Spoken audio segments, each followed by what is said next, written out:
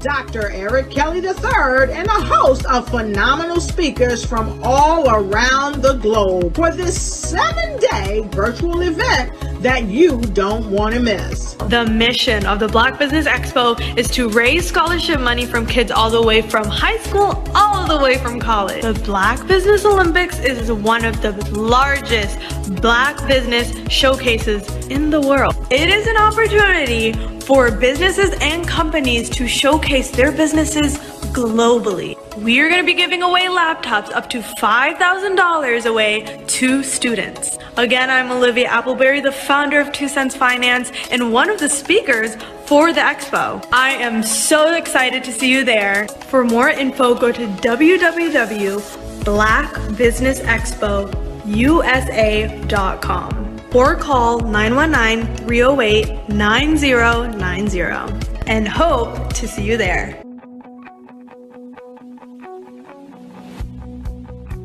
I am Black Business.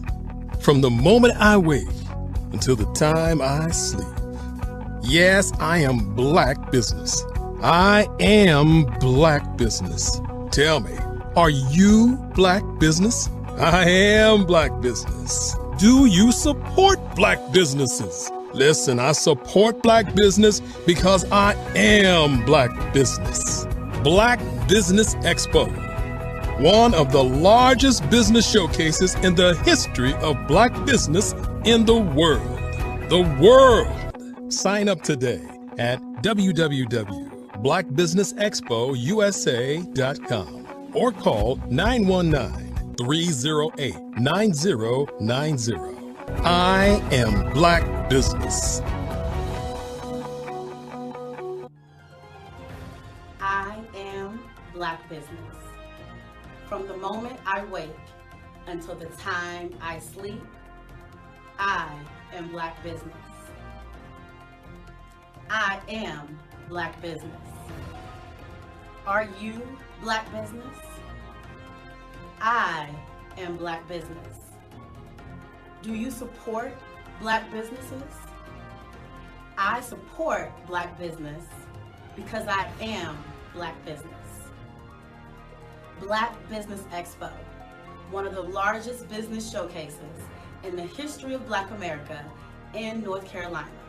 Sign up today at www.blackbusinessexpousa.com or call 919-380-9090.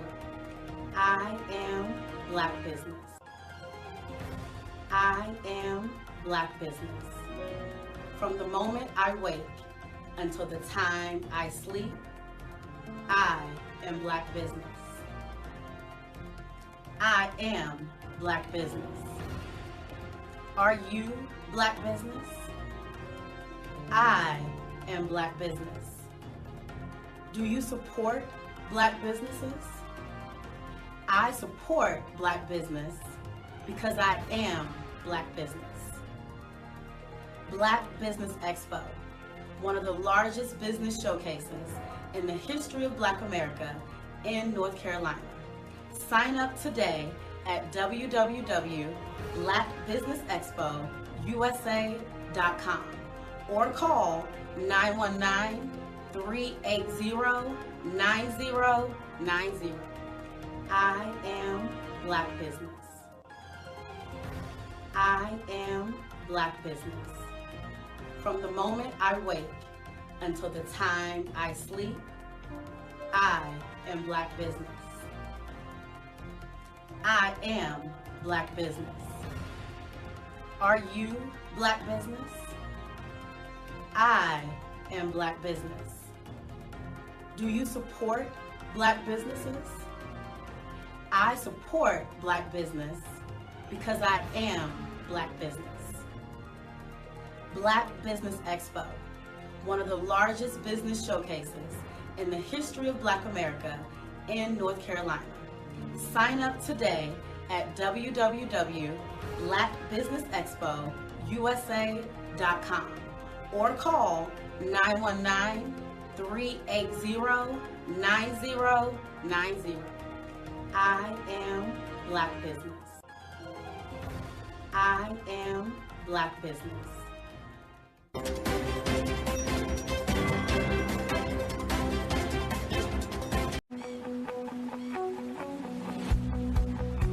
I am Black business.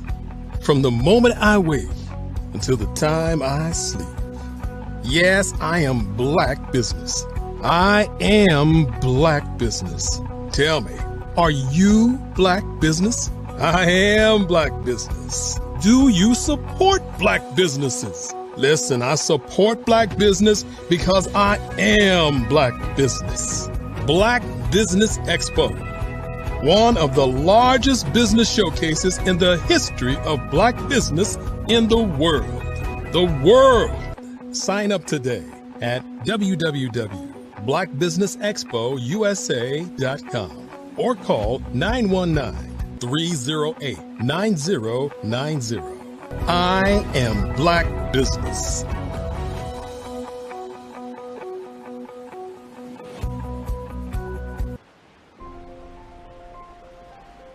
What if you could build your own city?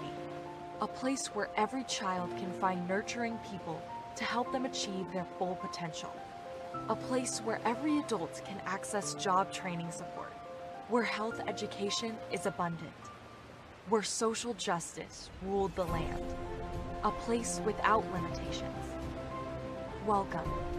You have arrived at STEM City USA. It is what every city should be.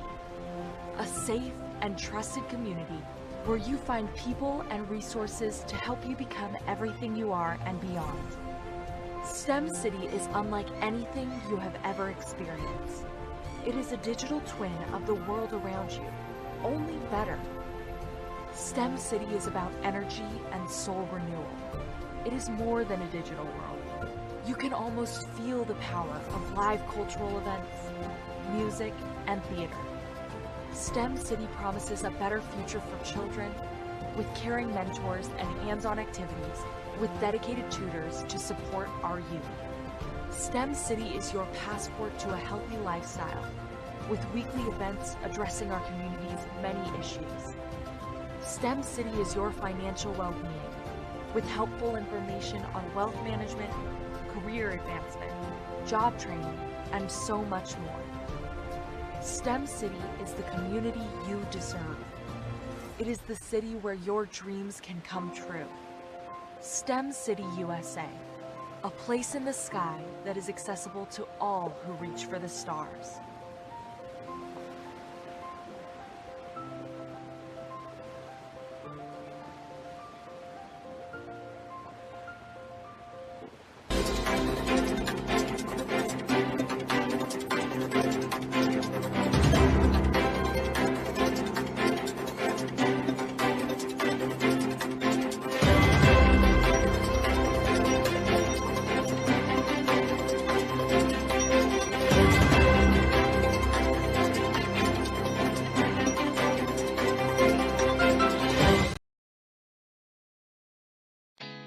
Did you know women represent just 3% of Fortune 500 CEOs and less than 15% of corporate executives at top companies worldwide? Have you wondered what the secrets are to getting into the top ranks, whether in the private or public sector? Do you want to figure out how to stop being held back in your career or passed over for promotion? Then you're in the right place. Hi, I'm Dr. Madeline Ann Lewis, President and CEO of the Executive Women's Success Institute. I have decades of experience in the military, the federal government, and corporate America, and my mission is to help women succeed and tap into their full potential. I want to reach 1 million+ women around the world to become the leaders they are meant to be. So if you want to move into a management or executive level position, or maybe you are a female veteran transitioning out of the military into business entrepreneurship, then reach out to the Executive Women's Success Institute at 301-693-3284. Let us get you on the fast track to success.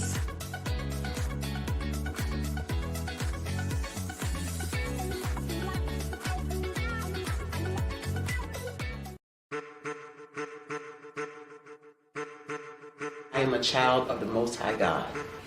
He has gifted me in ways that I could not even imagine and didn't know.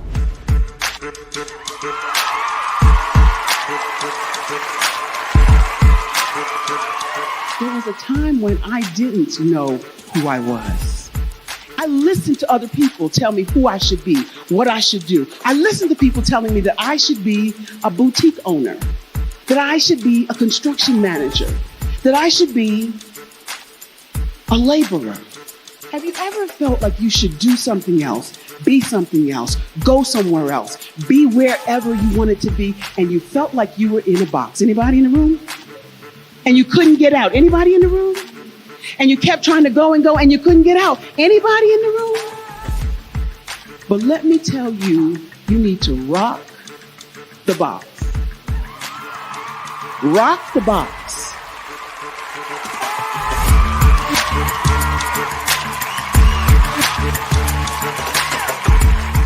I am engaging, inspiring, and empowering.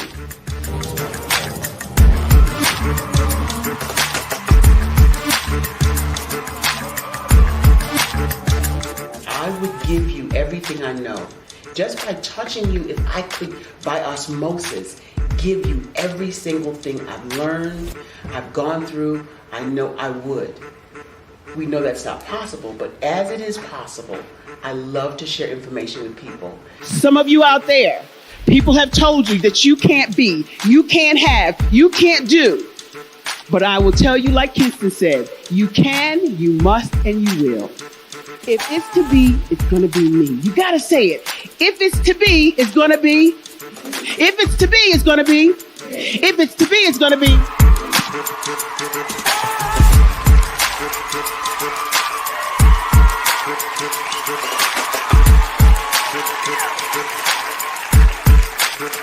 Barbara is because she believed what her mama said about her and not what other people told her. Every day you wake up, when you're in a situation, it's your choice whether it's an advantage or the disadvantage. She gained her confidence and her life, and now she is a testimony. If I can help you elevate yourself, then I feel like I'm elevating my own self as well. What you know and I know together can change the world.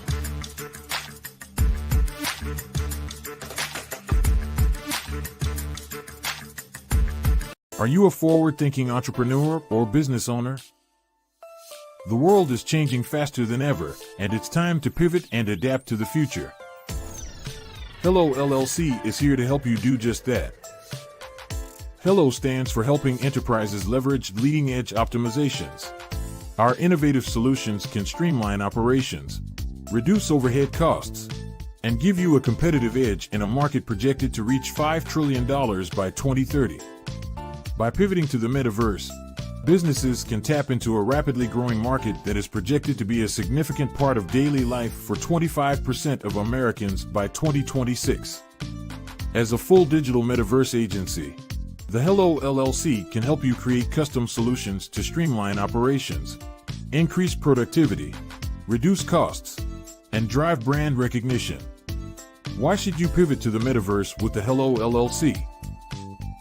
By leveraging cutting-edge technology, you can provide immersive experiences for your customers, expand your global reach, and unlock new revenue streams. Contact us today to make the pivot.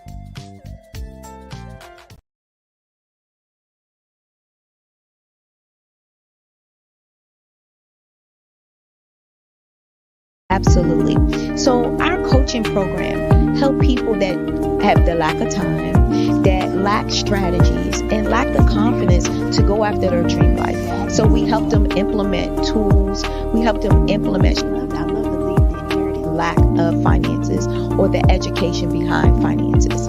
But it wasn't until I lost my firstborn, my only son, that life changed for me. And where I was going after it all, living the corporate life, hit my 6-figure income, and living in my dream house with my dream man, driving my dream car. Wow. I nearly lost it all when I lost my son. And so I realized it only takes one financial catastrophe that can change your entire life. That's what made me start All New Beginnings. Because no matter what's going on in life, there's a new beginning. And because of that, we develop a program called Wise Minded. My little slogan is, don't just dream it, let's live it. If they want to connect with you or work with you, what is the best ways for them to be able to do that? Well, for my social media guru, you can connect with me on every single social media platform as Tanya T. Morris. I was born in a little village on the island of Haiti. Many deadly diseases pounded me. It is as if they were on a mission to end my existence on this earth. I refused to give up. In 1983, I left Haiti and came to the United States of America. And I came with $5, 2 shirts. I didn't speak in English. I came to Atlanta. I got a job. I was a doorman. I was a doorman with a dream. What I used to come on stage. I'd rehearse this moment that I'm standing in front of you. That's the power of a dream. Maybe today is the day you begin acting as if you already have it. And then step out with full force. Take a risk. No condition is permanent. Don't let your situation distract you. You are chosen. You are called. You are born for a purpose in this life. Artist to me is a creative expression of something from nothing. You know, it explodes onto the canvas, or it explodes on in my work. One of the things that I try to do more than anything is I try to just give the lines and the movements and emotions and expressions into what I do. Art really means to me a chance to express how I feel deep down inside. Most of my art begins as a thought that I might have, you know, whether it's sports, whether it's history, whether it's a woman or a man. It pretty much starts as an idea of thought before I get into the actual image of what I'm going to draw. I do a lot of historical pieces. I was a history minor in college, and I love to do history pieces. And a lot of times I'm thinking about history, and then I try to make that history impact you as you look at it. That's one of the reasons I do pictures so large. You know, people ask me, why do I do the pictures so big? And I tell them, I want the piece to impact them as they're looking at it, to kind of dominate them, dominate their space. And most of my pieces I try to do off page. I don't try to do anything that's going to be in those 4 corners or in a square. And I want your imagination to be a part of the piece that you're looking at.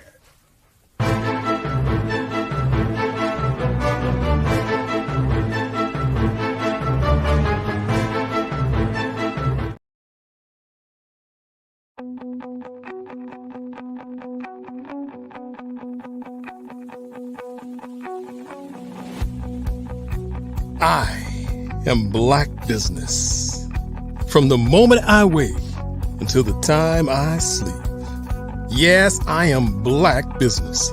I am Black Business. Tell me, are you Black Business? I am Black business. Do you support Black businesses? Listen, I support Black business because I am Black business. Black Business Expo, one of the largest business showcases in the history of Black business in the world. The world!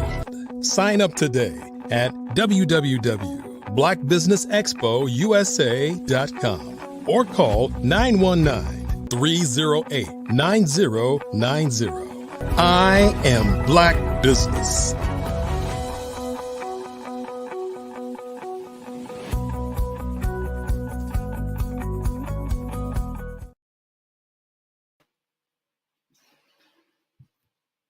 Good morning, business owners, entrepreneurs, thought leaders, and corporations, and welcome to the Black Business Network.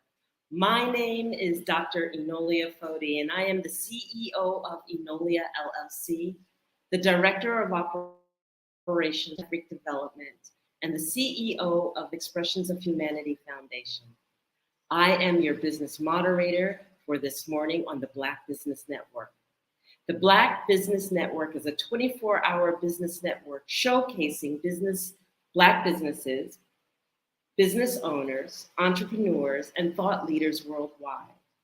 We have speakers from North Carolina, London, Singapore, Africa, which is where I am hailing you right now from, Japan, and cities all over the United States.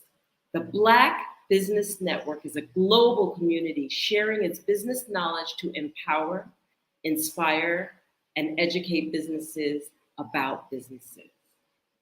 And your keynote speaker will be myself, Dr. Enolia Foti, as I will speak to you about a mindset.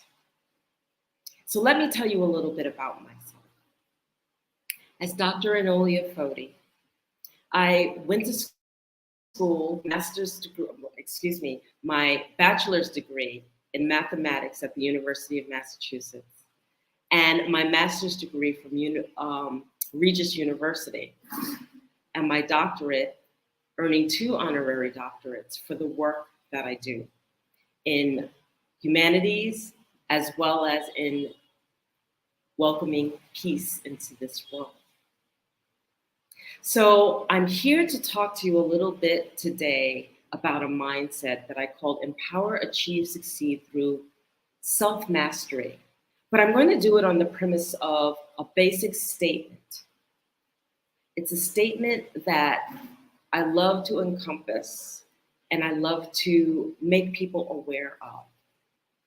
Dream a beautiful dream or you will be dreamt. What does that mean? If you do not hold a vision for yourself that life becomes a walk to, you live your life doing what people perceive what they think you should be doing. I'm going to say that again. If you do not hold a vision for yourself, then you end up living your life the way people perceive that you should be living it. And I want you to take a moment to really, really think about this, because we all go on a journey. We're born, obviously. We go through what is standard education for those of us who are lucky enough to be able to participate in it. We get shaped and cultivated by the surroundings that we enter into. So whether that is primary, secondary school, high school, or whether you're not fortunate enough to get that, the cultural surroundings have an impact on your life. Some of us encounter traumas. Some of us have to navigate through abuse, difficulties, challenges all throughout the beginning of our life. These aspects, these traumas, these things shape our lives. They come from a place where we encounter and we survive it, and it does one of two things. It makes us stronger, or it makes us withdraw. So what happens after this trauma? or what happens no matter what takes place in your life. You're expected to make decisions based on what's going to impact you for the rest of your life. How are you going to live? How do you choose to live? What do you choose to do as you live? You are recommended by your friends, your family. Oh, you're really good at this. I think you should do this. You're really good at that. I think you should do that. Or you're told by your family, you will do this, or you will follow in my footsteps because I do this. It earns a living, and therefore you will do this. A couple of dynamics is taking place there. One, nobody has addressed the fact that you had trauma, that you faced challenges that may not have necessarily played and turned around as a strength in your life. If that foundation isn't addressed, it is not solid. So there you are, regardless of what has taken place in your life, expected to build a house. To build a house, no matter what the foundation looks like. It may be cracked, it may be sand, but it's expected that you're going to build this house. And then how are you going to build that house? Is it of your own volition and of your own choice and of your own choosing? And how is that how you chose, how was it shaped? All these things play a factor in our dreams, in our vision that we hold for ourselves. And then to top that off, we're expected to do this at an early stage in life. Somewhere between the age of 18 and 30, we are expected to dictate what's going to take place the rest of our lives. How do we choose to live? How do we choose to navigate through life? How wide do we cast our net? Our preparation is that which we've grown up in. Some of us fully prepared, some of us not prepared at all. All these things, and we're supposed to hold a vision for ourselves. And then as we progress older, what takes place? The pain factors of that which we've encountered in the early stages of life might engage and play a factor in our thinking. We come up against our own fears, our own worries, our own judgments. We can't get past certain challenges because of our own judgments or the judgments of others. Or we simply are fulfilling the life of that we were told to do, and we're not happy. Where my work addresses is at the foundational level. If you are one of those people that hits these stages of 40 and 50 years old, and you go, how did I get here? I want to change my vocation. I'm not happy. Or maybe you have connected, found a partner in life, thought that you were set for the rest of your life, and then your partner decides to leave, decides that they no longer want to participate in the life that you've chosen to commit to. All these factors play a role, and it's not the fact that they happen, but it's the fact that we need to step back, take a breath, and address them. We need to address the factors that impact us and have a lifelong mark that can be left within our life. So, in this regard, we take pause. We take pause and we decide that we are going to address that which challenges us. Many people get to the stage and go, how do I take back my power? How do I make a transition midlife when I've gone along this way for so long and I don't know any other way except to practice and factor in that life is supposed to be this journey that I've chosen. How do I switch paths? The answers do not reside outside of yourself. The answers reside within you. For it is inside how you choose to, number one, draw from your strengths and your own courageousness. Understand your value. and understand what it is that you bring to the table. To accept the totality of yourself, meaning that to understand your weaknesses as well as understanding your strengths and to face them is how we're able to navigate through the short of what we want to do. It's how we're able to navigate through the walls and the blocks that we ourselves sometimes put up. I work with a mindset. The mindset is called Empower, Achieve, Succeed through Self-Mastery. And what it teaches is it teaches how to walk through life consciously without reacting to everything that engages us. It teaches how to observe and be the observer of your own life. And why would you want to do that? Because it is exhausting to react to every moment. If we are reacting to every engagement that takes place with us, if we are reacting to every relationship that takes place with us, if we are reacting to every challenge that engages us, we're exhausted because you're reacting every single way that you look. You need to take a breath. You need to take pause. You need to reflect inward and understand that what it is that you bring to the table is of value. You need to understand how you think, how you process information. And when you process information, how do you act upon that information? To know thyself, to truly understand how we choose to participate in life, how we choose to move through life, how we choose to navigate through life, where our shortcomings are most likely to show up because we're aware of our weaknesses and we're aware of our shortcomings, is our strength. All of us have vulnerabilities. All of us have things that maybe we don't want others to know. But when you choose to expose that vulnerability and to show that vulnerability, the moment that you do that, it then becomes your strength. How does it become your strength? Look at it this way.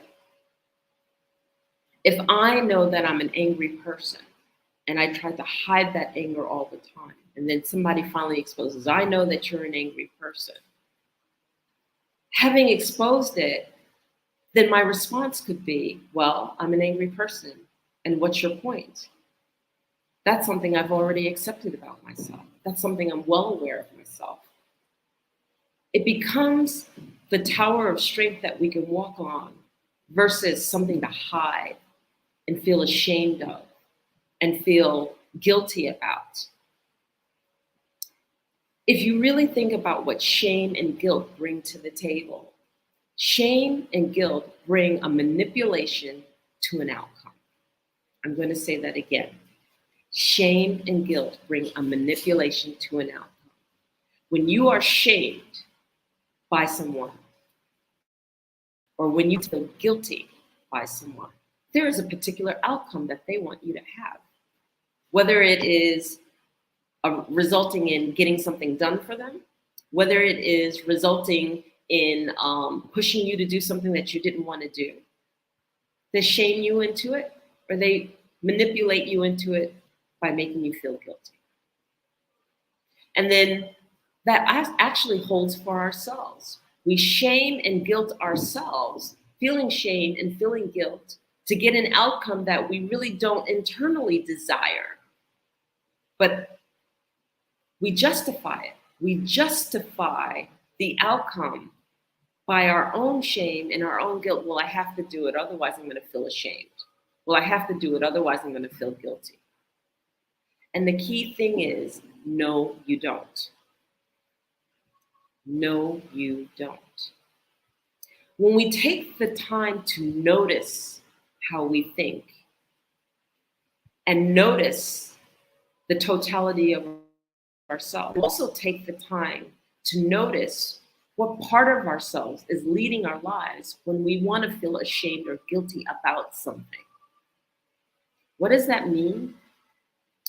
We all have different parts of us, different parts of our personalities that lead at different times. When I'm in my most courageous self, maybe I'm at the top of my athletic peak.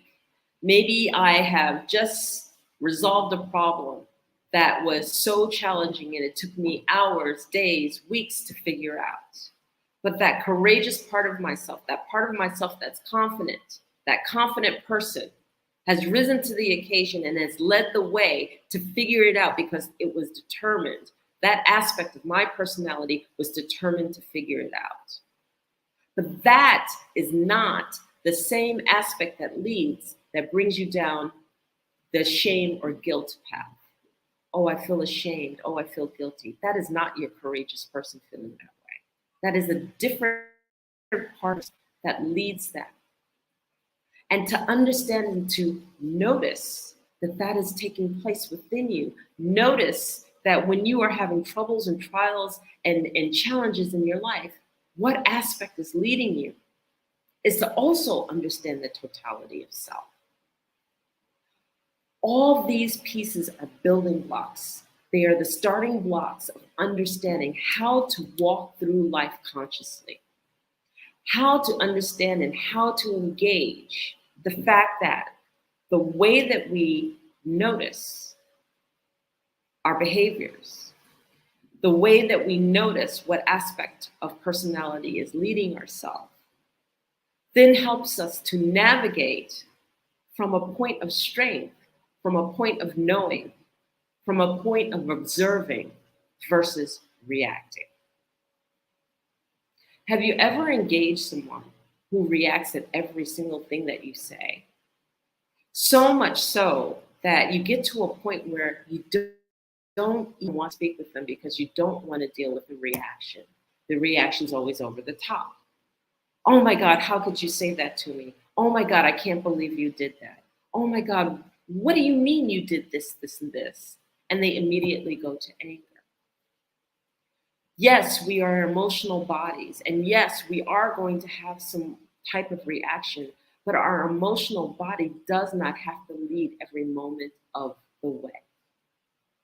And if you find yourself as one of those people that is reacting to every single thing that is taking place in their life, then you must learn that your emotional body does not have to take the lead at all times. Why is that, and why is this important? The emotional body loves to create stories, and it especially loves to create stories in silence. What does that mean? Let me break that down for you. If I were to a friend and I expected that friend to show up and that friend did not show up, and it was 8 hours later that before the friend communicated with me, the stories that I fill in during the silence of them supposing to show up until they actually communicated are what I react to. So if I fill in that 8 hours with various stories of, well, they must not have liked me. Well, they must have had a second thought. Oh, maybe something happened to them. I fill it in with stories instead of just being patient and waiting for the information to unveil itself. Then I am reacting and creating stories with that emotional body.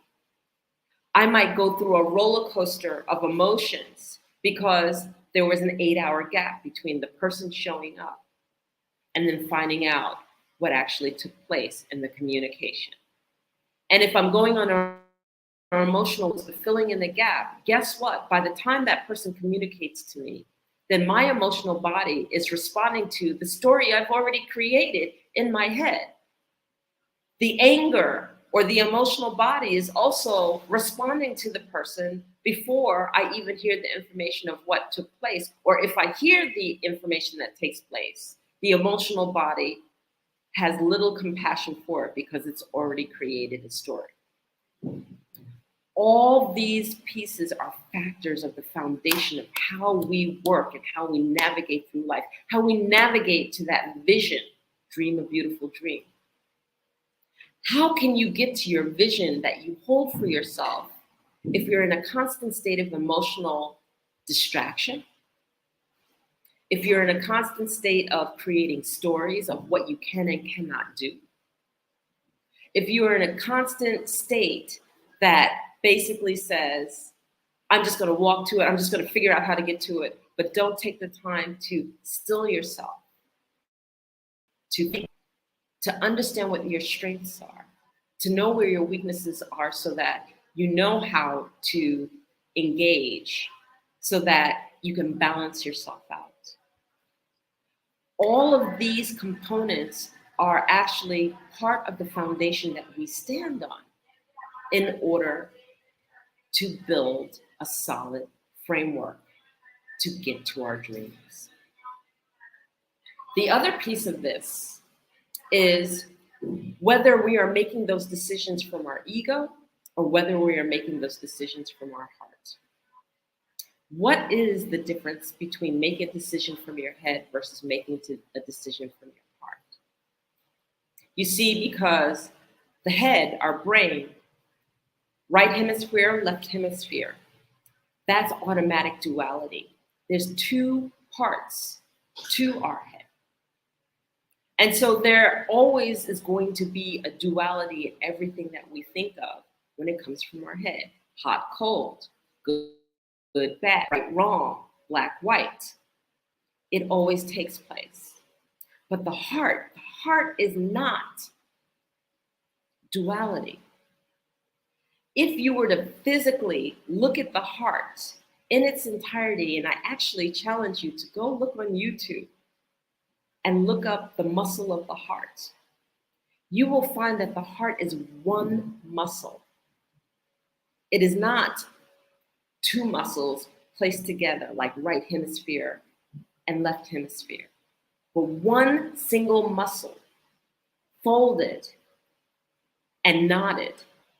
And we recognize it like this for the 4 chambers that it holds. But if you were to unknot it, it is a single muscle. And in that single muscle, there is no duality. When we think from our heart muscle tends to make us want to grow past the boundaries that we place for ourselves. The heart tends to make us want to challenge ourselves into new things.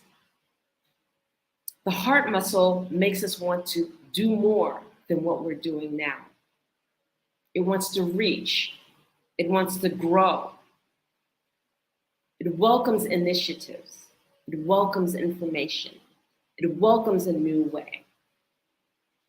And it is the brain, the ego, that creates the duality of, well, how can I do that?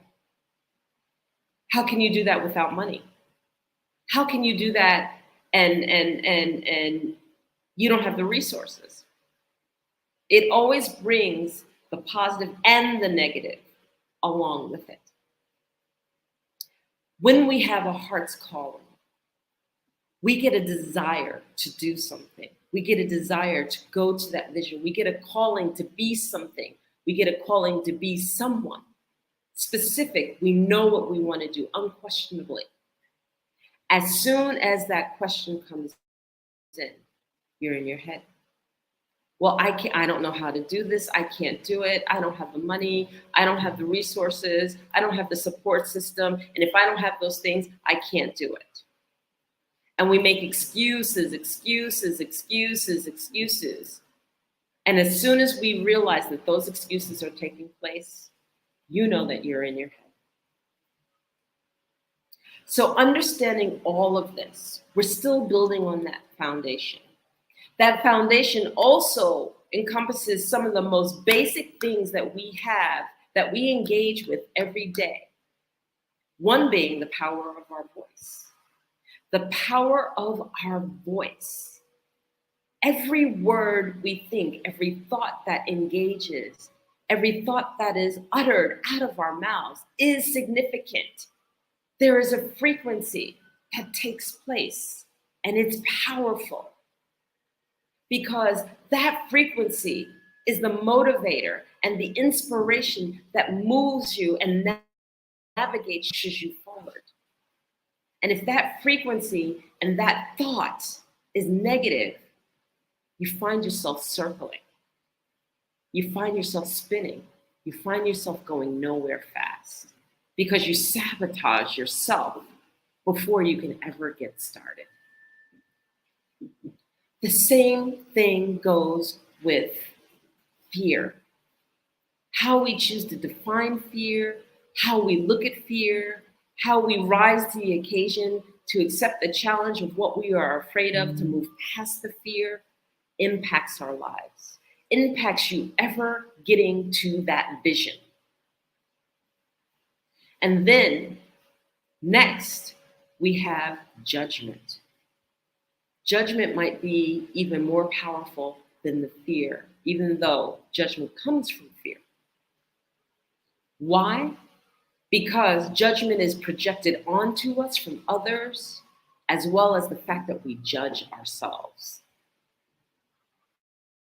Do you judge so much that you've halted exactly where you are? Do you judge so much that it doesn't afford you the opportunity to engage? Think about that. Judgment has an impact. Do we give away our power by accepting the judgments of others? And when we're told, no, you can't do that, or no, you're not capable of doing that, do we accept it as our truth and stand in that judgment of others? I believe that that's being dreamt. Dream a beautiful dream or you will be dreamt. You're being dreamt. You're being told what you can and cannot do. And you accept it as your truth. And therefore, you don't move forward. Your limited beliefs. I talked about in the beginning how we actually are cultivated, how we are raised, what we go through and what we experience in the early parts of our life does play a role in how we choose to move forward through life. Your belief system halting you from executing and doing and being the person that you could be or the best version of yourself. And next, we have forgiveness. Do you forgive yourself? Sometimes we go through traumas and we go through changes, but then we let that pain that took place at those moments, at those times, dictate how we view life the rest of our lives. So are you looking through the glass of pain and judgment and fear and limited belief? Or are you able to forgive yourself and actually lay those aside so that you can navigate through life on a solid foundation? What is it that holds you? How do you perceive power? Power isn't about power over someone. Power is about standing your truth and holding that vision and then being powerful enough by valuing self, understanding your self-worth, and finding the courageous aspect of your personality to navigate to that vision, no matter what anyone believes and what anyone thinks. That is power. Power is not, and I repeat, not how we belittle, demean, and step on others in order to make ourselves perceivably strong.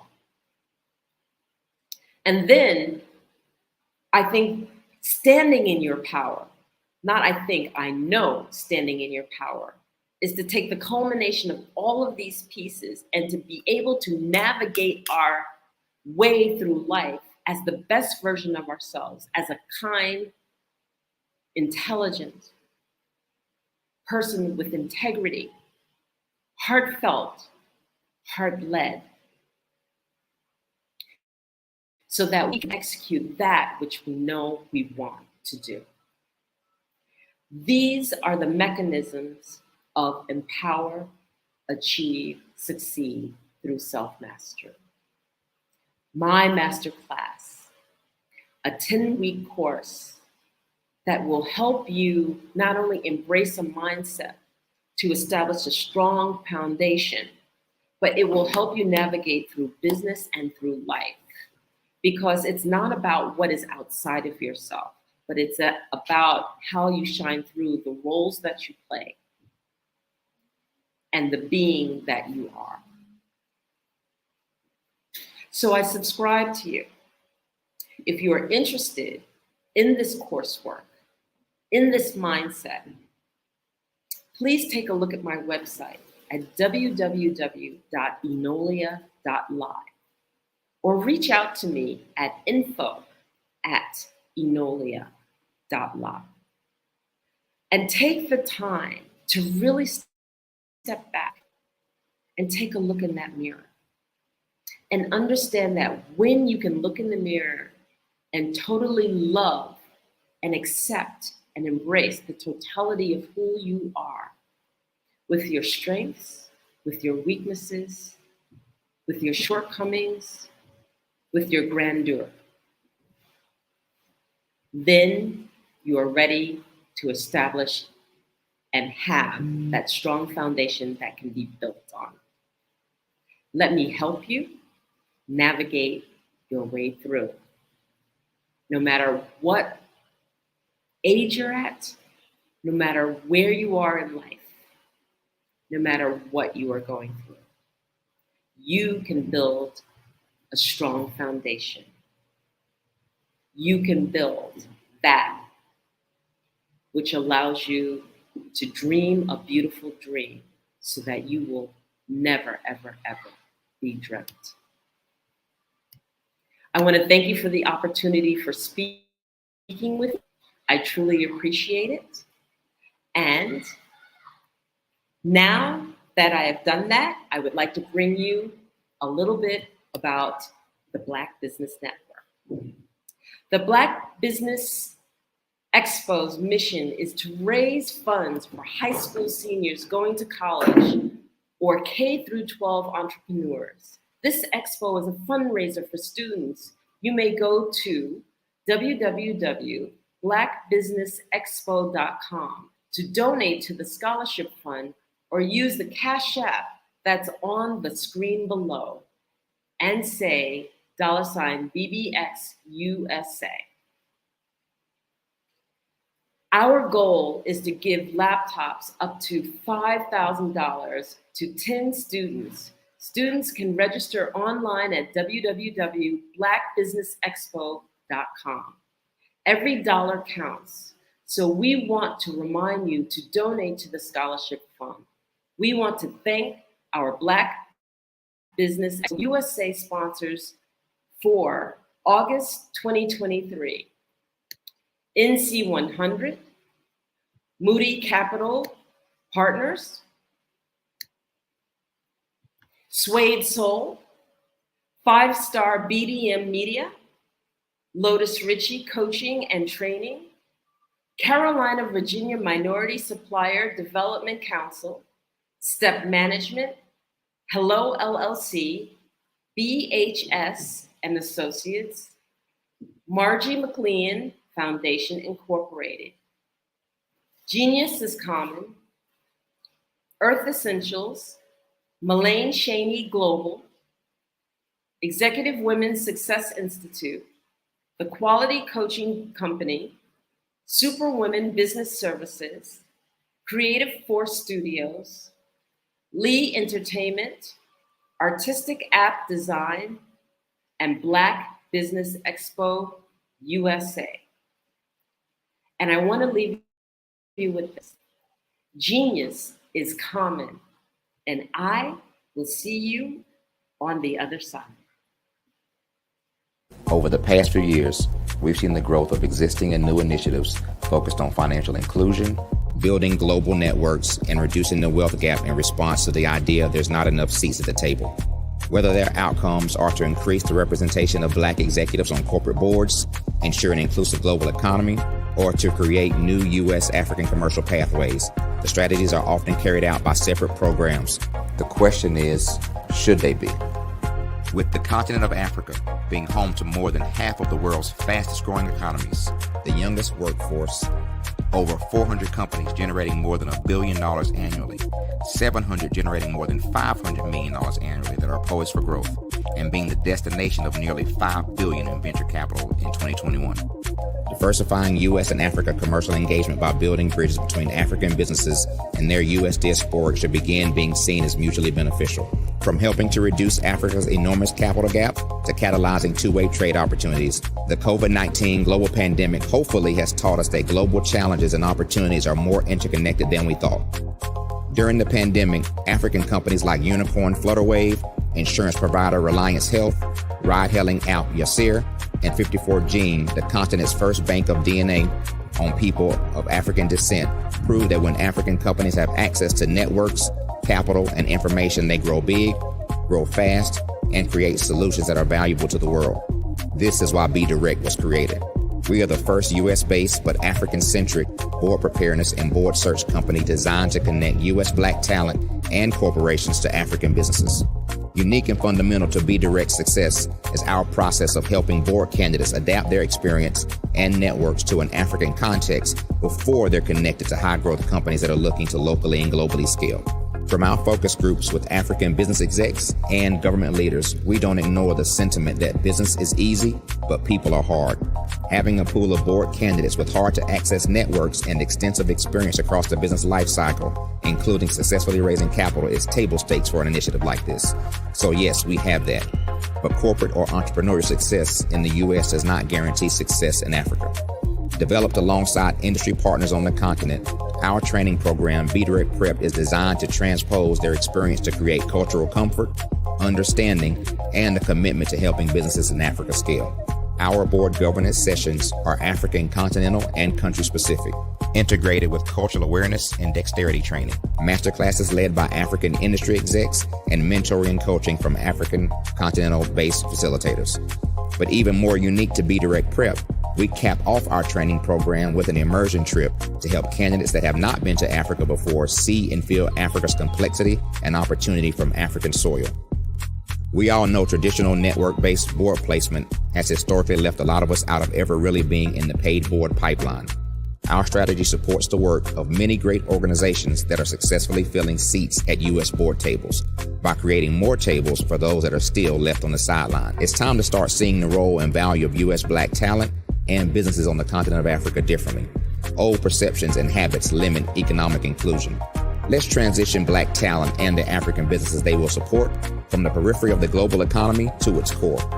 Living in a global lockdown, we all know now how fast local and global economies can change, and see the value of having businesses that hire, strengthen local value chains, and even grow globally. Status quo in any form holds back progress. We must democratize U.S.-Africa commercial engagement by socially and economically connecting cultures that have long been disconnected. It's time for Africa's U.S. diaspora to redefine their global value by helping African businesses scale continentally and globally.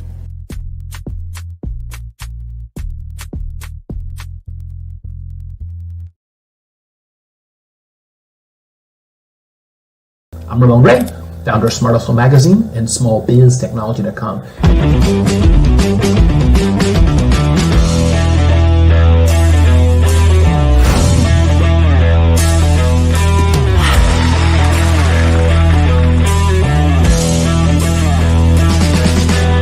You're here today to celebrate small business success. Stand up on your feet. You rocked the house. It was amazing. Didn't we learn? For me, success comes from failure. One thing not to do is shake somebody's hand like this.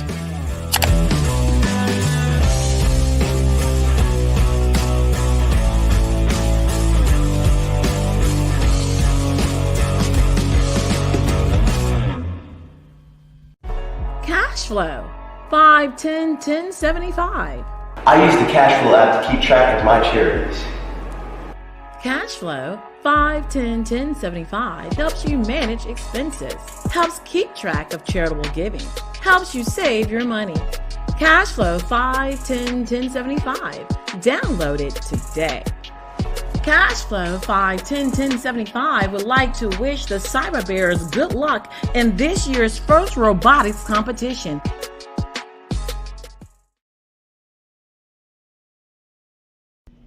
Why do I do what I do?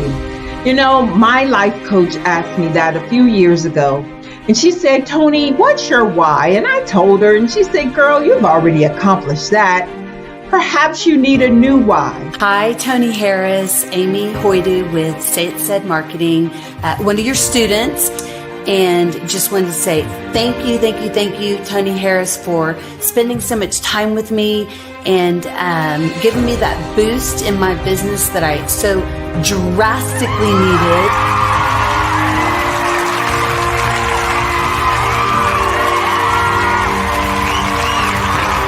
My why is to touch, move, and inspire my clients to take drastic steps to be better than they were before they met me.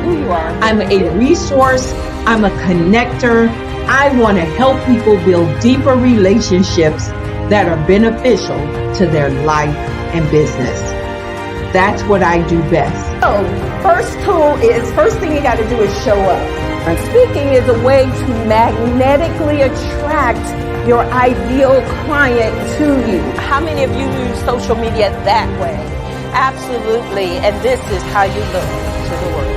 Drastic steps are the steps that are needed to be successful. And my business is drastic denotes a mindset. Getting out of your comfort zone. Doing something that you don't necessarily feel comfortable doing, want to do, but you know it's a necessary step to be successful in your business. I get the most satisfaction when I see my connections flourishing into relationships long after I am gone. Hi, my name is Jasmine Augustine with Media Jasmine, and I've joined several networking and referral groups in the area. And Network in Action Northeast Houston with Tony Harris Taylor is one of the best organizations that I've joined. I love that piece of what I do, and it is what fuels my fire.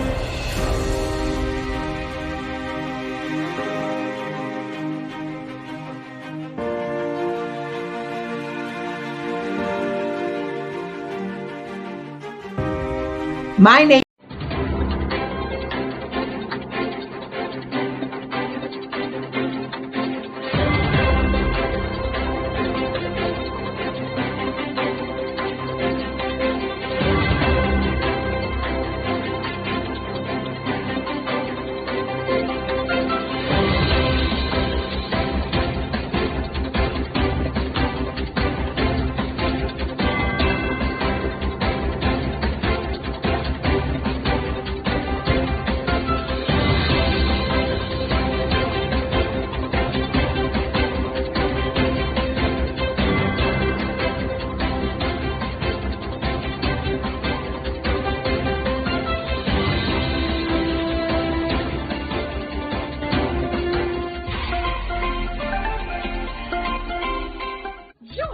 Dr. Eric Kelly III and a host of phenomenal speakers from all around the globe for this 7-day virtual event that you don't want to miss. The mission of the Black Business Expo is to raise scholarship money from kids all the way from high school, all the way from college. The Black Business Olympics is one of the largest Black business showcases in the world. It is an opportunity for businesses and companies to showcase their businesses globally. We are going to be giving away laptops up to $5,000 away to students.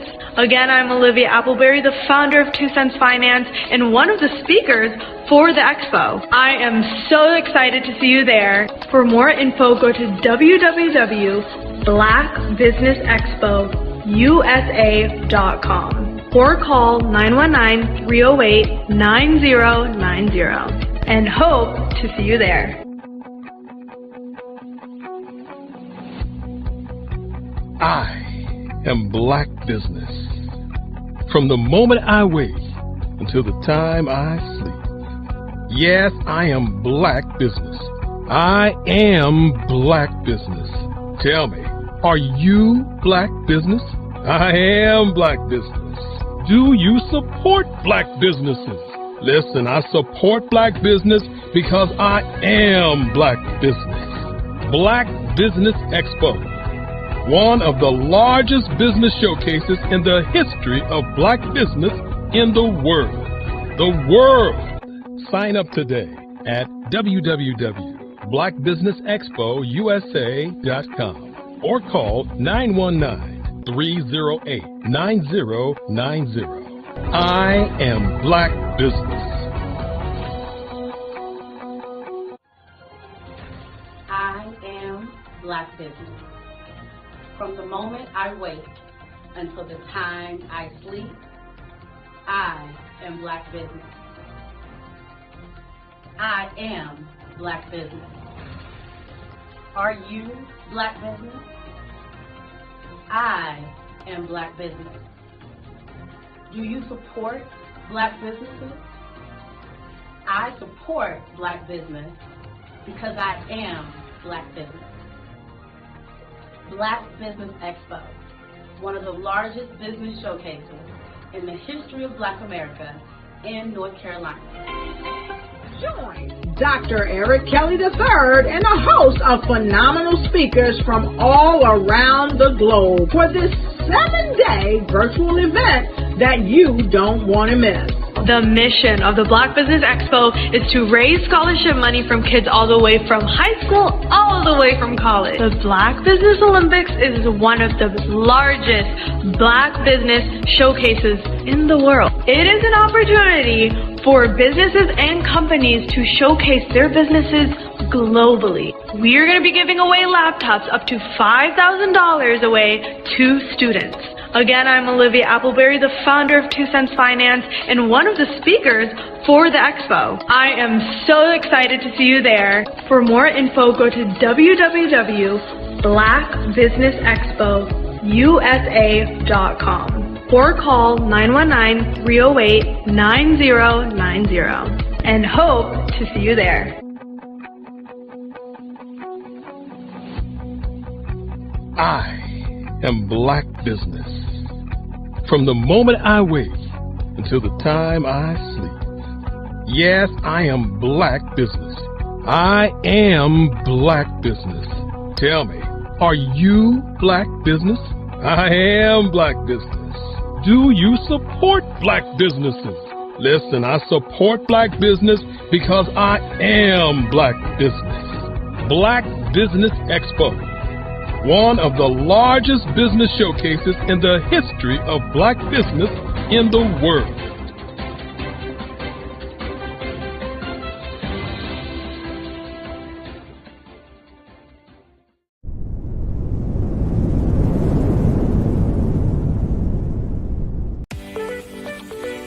You are in the right place at the right time. The Black Business Network opens again for its Black Business Olympics, a 24/7 broadcast on business, strategies, global branding, social media marketing, finance, advertisement, and much, much more. Featuring the top, most powerful entrepreneurs and speakers and thought leaders from all around the world as they gather together for this phenomenal event. Join the Black Business Network streaming live into the metaverse, STEM City, USA, Black Multiverse, Pod TV, Roku, Hulu, iHeartRadio, Apple TV, YouTube, TikTok, Instagram, Google Podcasts, Facebook, LinkedIn, IBM TV, Spotify, and Twitch. Tune in today and be a part of this amazing movement. The Black Business Olympics welcomes you.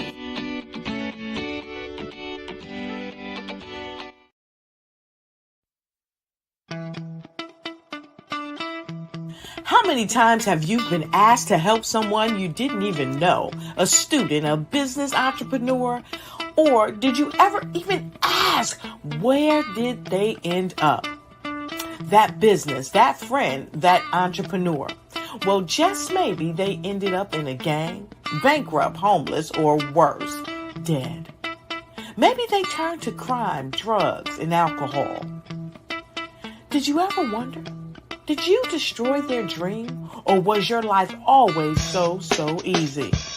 At the Black Business Olympics, we started a movement to help students complete.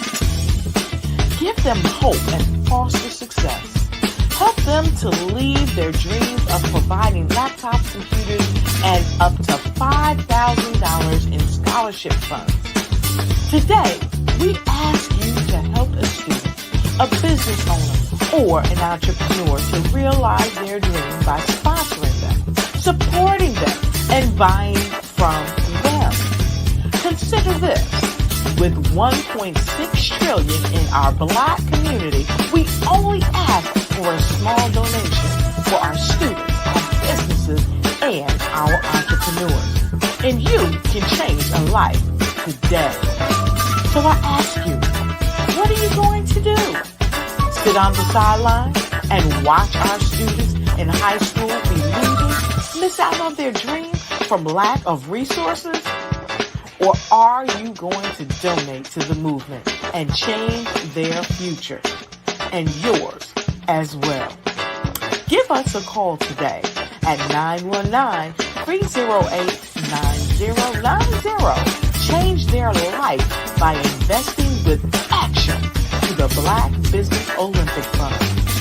The Black Business Olympics, one of the largest business showcases of Black business in the history of the world.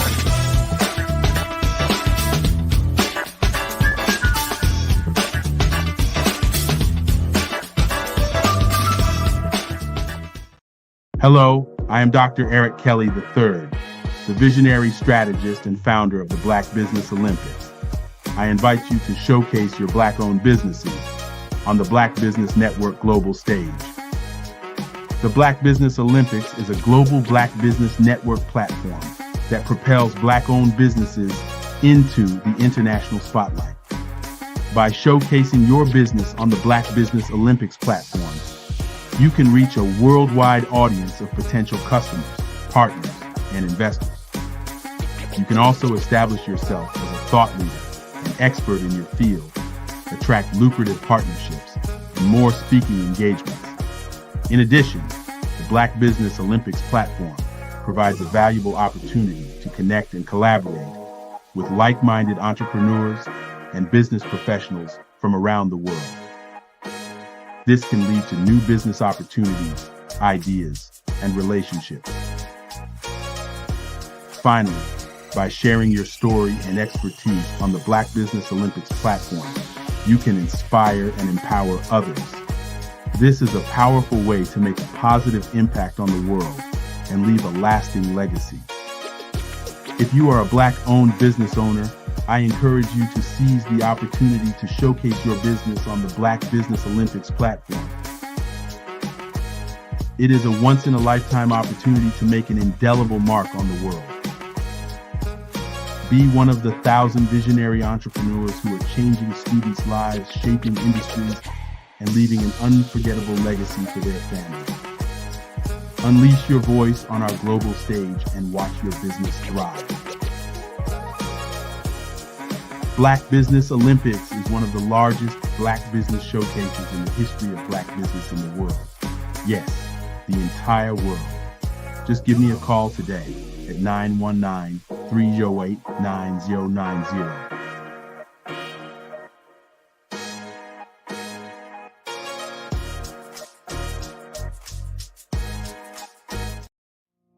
Did you know that approximately 333.34 million businesses exist today, according to a report from 2021? And you may be one of those businesses, or maybe you're not in the business market yet, but you're aspiring to be a business owner.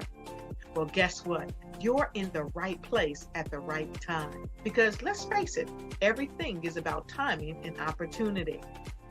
Hi, my name is Dr. Lotus Richey, and I'm the CEO and founder of the Lotus Richey Coaching and Consulting LLC, along with the Lotus Richey Ignite Show.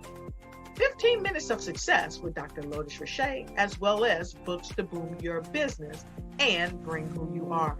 And today, I want to bring this amazing message to you about the Black Business Network and the Black Business Olympics. See, the Black Business Network and the Black Business Olympics is designed to help people just like you, that's right, that look like me, to take their business to the next level. Not just in your front yard or your backyard, but globally.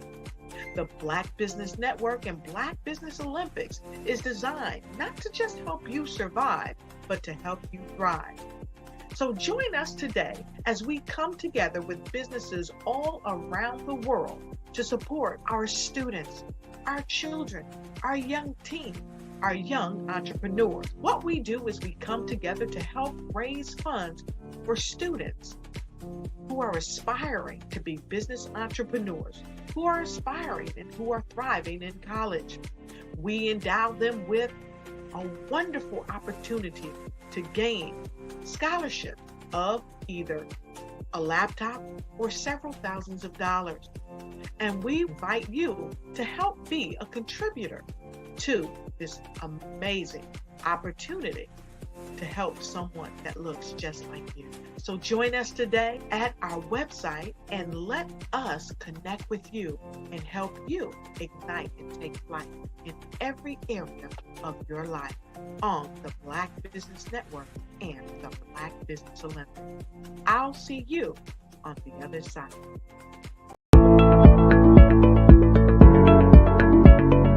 Prepare for what's coming and dominate in economic winter. Stand strong and thrive by showcasing your great products and services globally through the Black Business Network and Black Business Olympics. The Black Business Network has showcased over 2,000 companies with over $7 billion in sales each year. Over 10 million attendees have viewed the rebroadcast each month. Through the Black Business Olympics, unique styles of business training and mentoring are turning students into business owners and entrepreneurial warriors who will dominate in any economy. Gain the ultimate advantage of the Black Business Olympics, 7 days of unbelievable topics and speakers speaking around the globe. Donate your time and experience to provide expertise and scholarships to students worldwide and change the world. Now, more than ever, new insights, tools, strategies, and capabilities are needed. This is your chance for a major presentation to the world. Fill out the form and join the more than 2,000 speakers who have presented to over 200 countries. Join the Black Business Network streaming live into the Metaverse, STEM City, Black Multiverse Enterprises, Hulu, Amazon, YouTube, iHeartRadio, Apple, Facebook, LinkedIn, Pod TV, IBM TV, Spotify, and Google Podcasts. Sign up today. Spaces are limited, and we will see you there.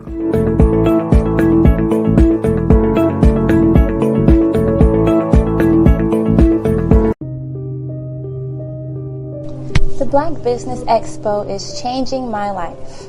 This year, they are giving away laptops and even $5,000 in cash to students just like me. I'm Alexis, and I want to go to college to fulfill my dream of becoming an entrepreneur. Help the Black Business Expo going to www.blackbusinessexpousa.com and also becoming a vendor, a sponsor, or donating.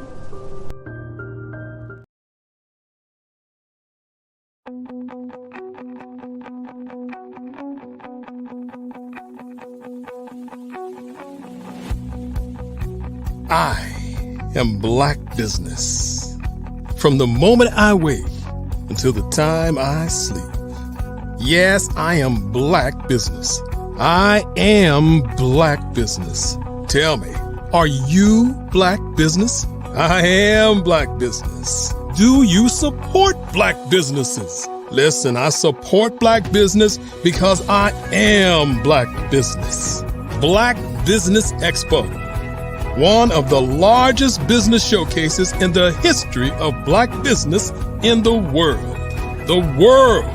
Sign up today at www.blackbusinessexpousa.com or call 919-308-9090. I am Black business.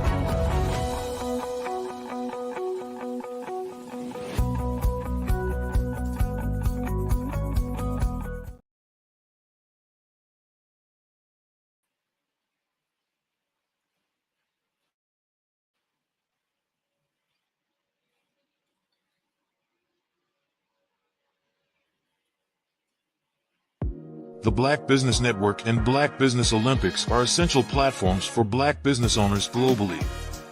They provide the tools and support you need to succeed in today's competitive marketplace. Join us today as we collaborate together with businesses from around the world to support our children, students, and young future entrepreneurs, Black businesses and corporations.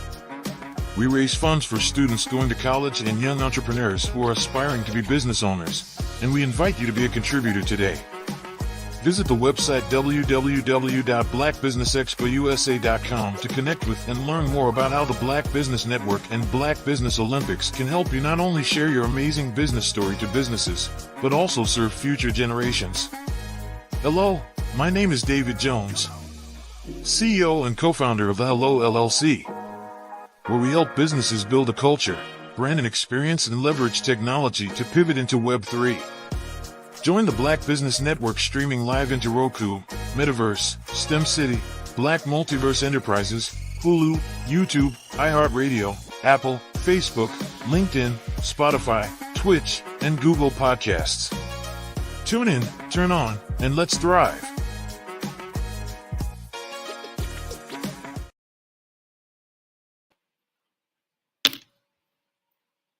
Good morning, business owners, entrepreneurs, thought leaders, and corporations, and welcome to the Black Business Network.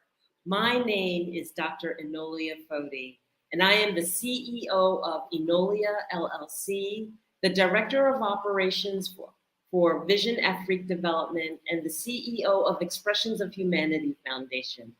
I am your business moderator for this morning, coming to you from Angola, Africa, on the Black Business Network. The Black Business Network is a 24-hour business network showcasing Black businesses, business owners, entrepreneurs, and thought leaders worldwide. We have speakers from North Carolina, London, Singapore, Africa, Japan, and cities all over the United States. The Black Business Network is a global community sharing its business knowledge to empower, inspire, and educate businesses about businesses. I'd like to present to you a fireside chat, and our guest for that fireside chat is Andrea Adams Edwards. She is a coach, a mentor, an author, a speaker, and a TV co-host. She dives into life fully through her exploration of new experiences with adventures fueled by curiosity and love. Skydiving, scuba diving, horseback riding, coasters, motorbikes, gourmandizing, big city lights, picture taking, nature views, high heel shoes are a few of her favorite things. Also, a lover of books, this avid reader is the co-founder of Keg Book Club, Keg Kids Book Club, and Keg Tweens Book Club, and a podcast called BABBLE Battle with Me. This speaker, coach, mentor, radio, and television host, Power Voice, was unleashed after receiving mentorship from Les Brown. Andrea was also mentored to Think into Results by John Tallarico and uses this experience through role modeling and self-expression to empower youths to develop speaking skills, public speaking skills, access their inner self-talk, change their mindset, and transform their lives by improving their relationship with themselves and others. Mother and Entrepreneur are some titles that this Guyanese-born multi-best-selling author owns. She advocates A21.org, whose mission is to end modern-day slavery and human trafficking. She is the founder of Adorn Me, LLC, Adorn Me Learning Institute, Global Kids Speak Oratory Club, and Caribbean Things by Adorn Me. And you can connect with her at www.linktr.ee/adornme. I welcome to our platform Andrea Adams Edwards. Thank you so much, Enolia. Oh my goodness, I really appreciate that really grand welcome. And it's just indeed an honor and a privilege to be here this morning. It's wonderful to have you here. So there is so much to delve into here. So let's start with your coaching. Coaching, mentoring, youth, adults, and spanning that horizon. Tell us a little bit about your work. Oh, most definitely. So for me, getting into coaching is something that came over, I would say, more in the recent time of my life. For me, it's because I had, like many others, had many different life experiences that really and truly that I realized that people go through stuff. And I was able to overcome certain things. And because of that, I was like, you know what?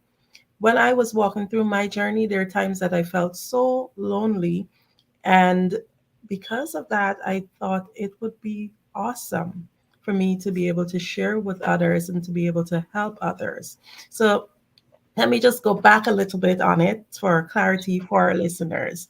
As a child growing up, I was born in Guyana. I was raised in Barbados.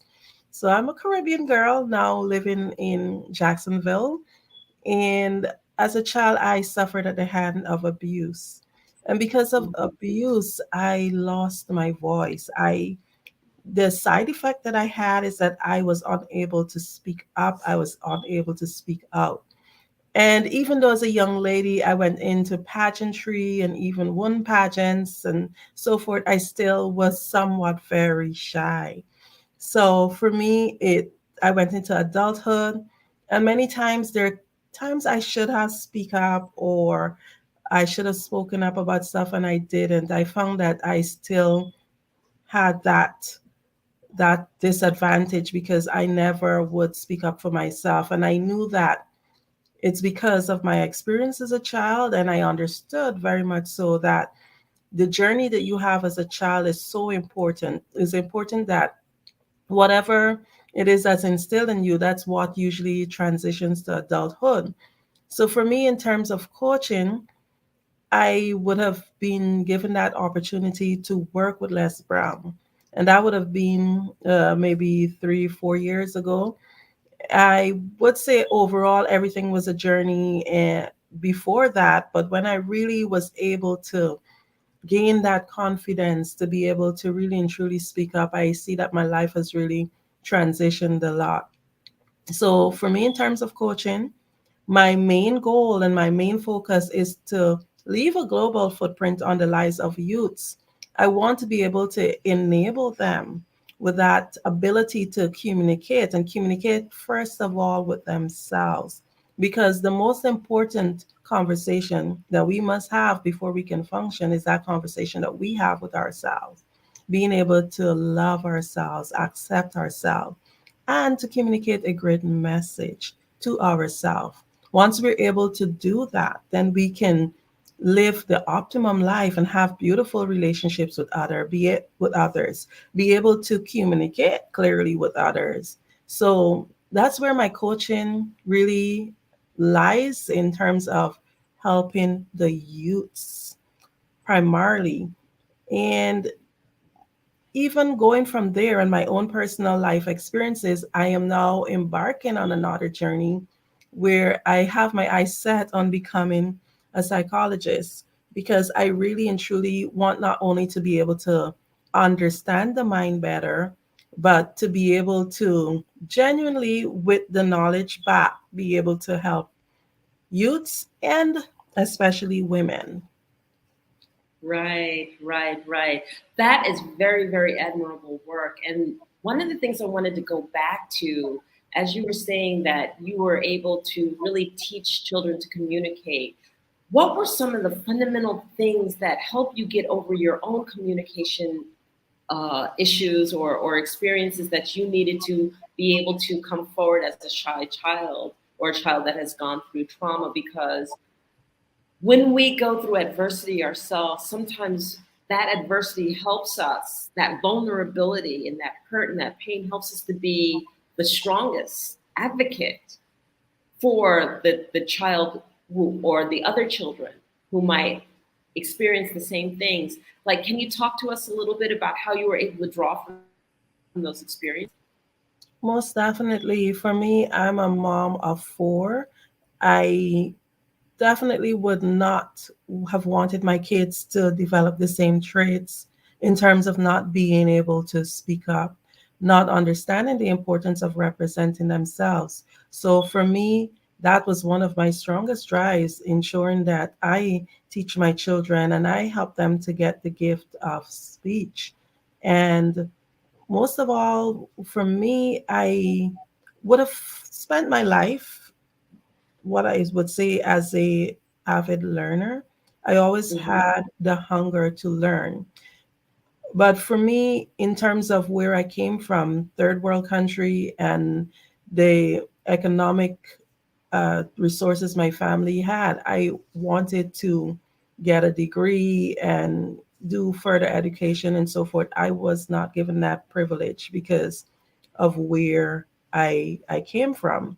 So although I wanted to learn more, I really didn't have that opportunity to go to school at that time to learn more. But what I did throughout the years from a young lady, I always did courses. So I did courses, small academic courses that would have helped, like in business, diplomas, but never got to that stage where I would have been given or being able to obtain a degree. But I always had a hunger to develop myself. But how I was really able to get over that stage, it would have been maybe around the start of the pandemic. I was invited by a friend to be what you would call like a support for her, and it was for a program called, oh my goodness, a Healthy Thoughts Challenge. And for me, I never really understood. I thought what I was doing was really personal development all my life, but I never understood that just doing a course was not necessarily personal development. There's a big difference between having that mind shift when you do a real personal development course. So when I did that Healthy Thoughts Challenge, I was like, oh, yes, I'm supporting you on this as a friend. But for me, I just thought that my mindset was already great. I was like, I don't have bad thoughts. I don't cuss in my head, etc., etc. I thought that, I had it all down pat. But when I did that challenge, I realized that my thoughts that I had in my head about myself was definitely not healthy. I was literally self sabotaging myself in so many areas, not thinking I'm good enough. Oh, you don't have a degree, or you don't have this, or you don't have that. I literally recognize that self development is really different than doing an academic course. And from there, it changed.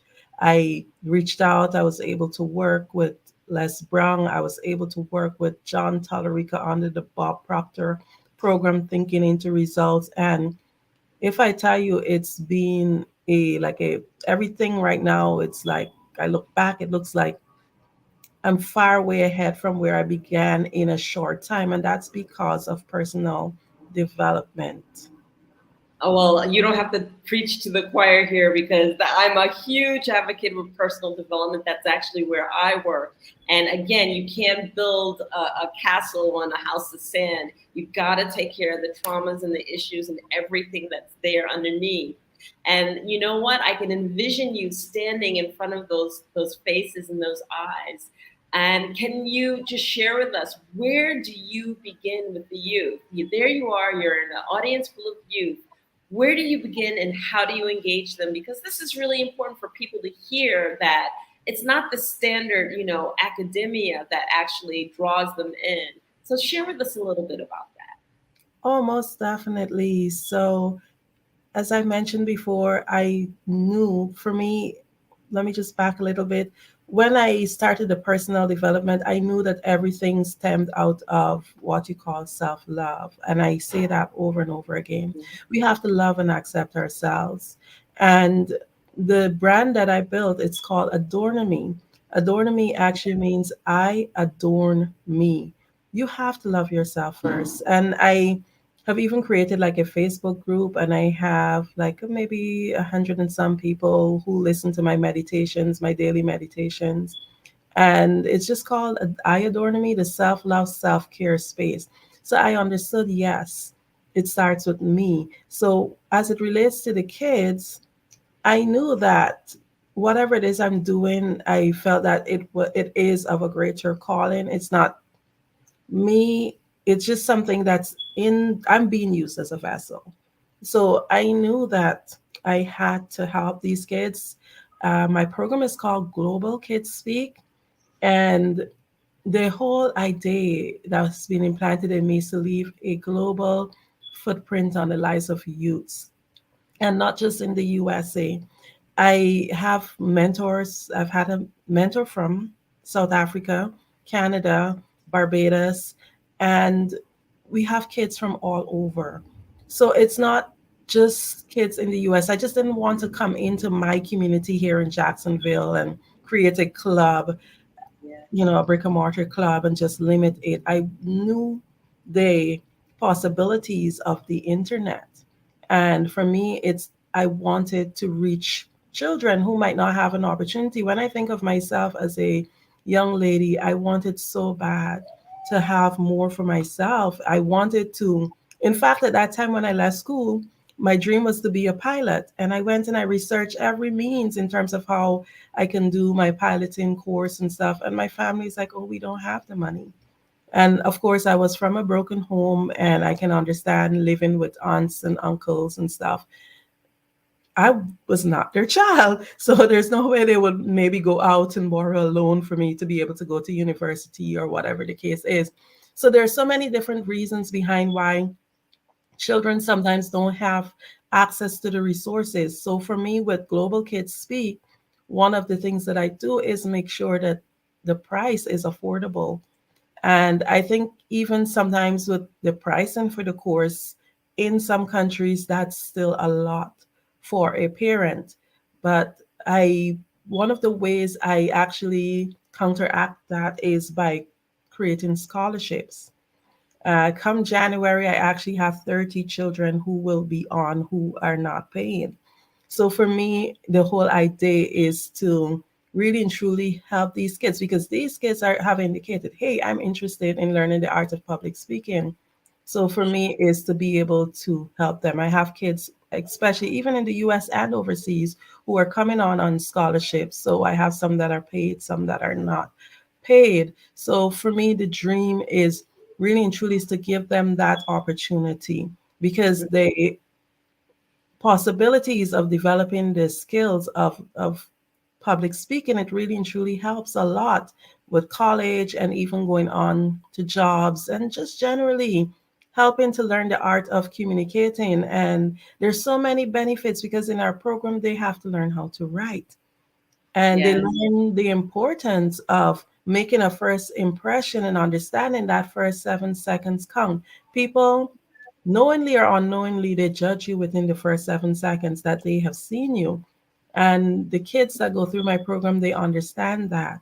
And they're able to work with mentors who have been trained by Toastmasters International, who have been trained by Les Brown, and they're actually being given tools that they can use. My kids, I've seen children come in on the program who would not even say good afternoon, and with confidence, and now they're very confident, and their parents are giving really great feedback.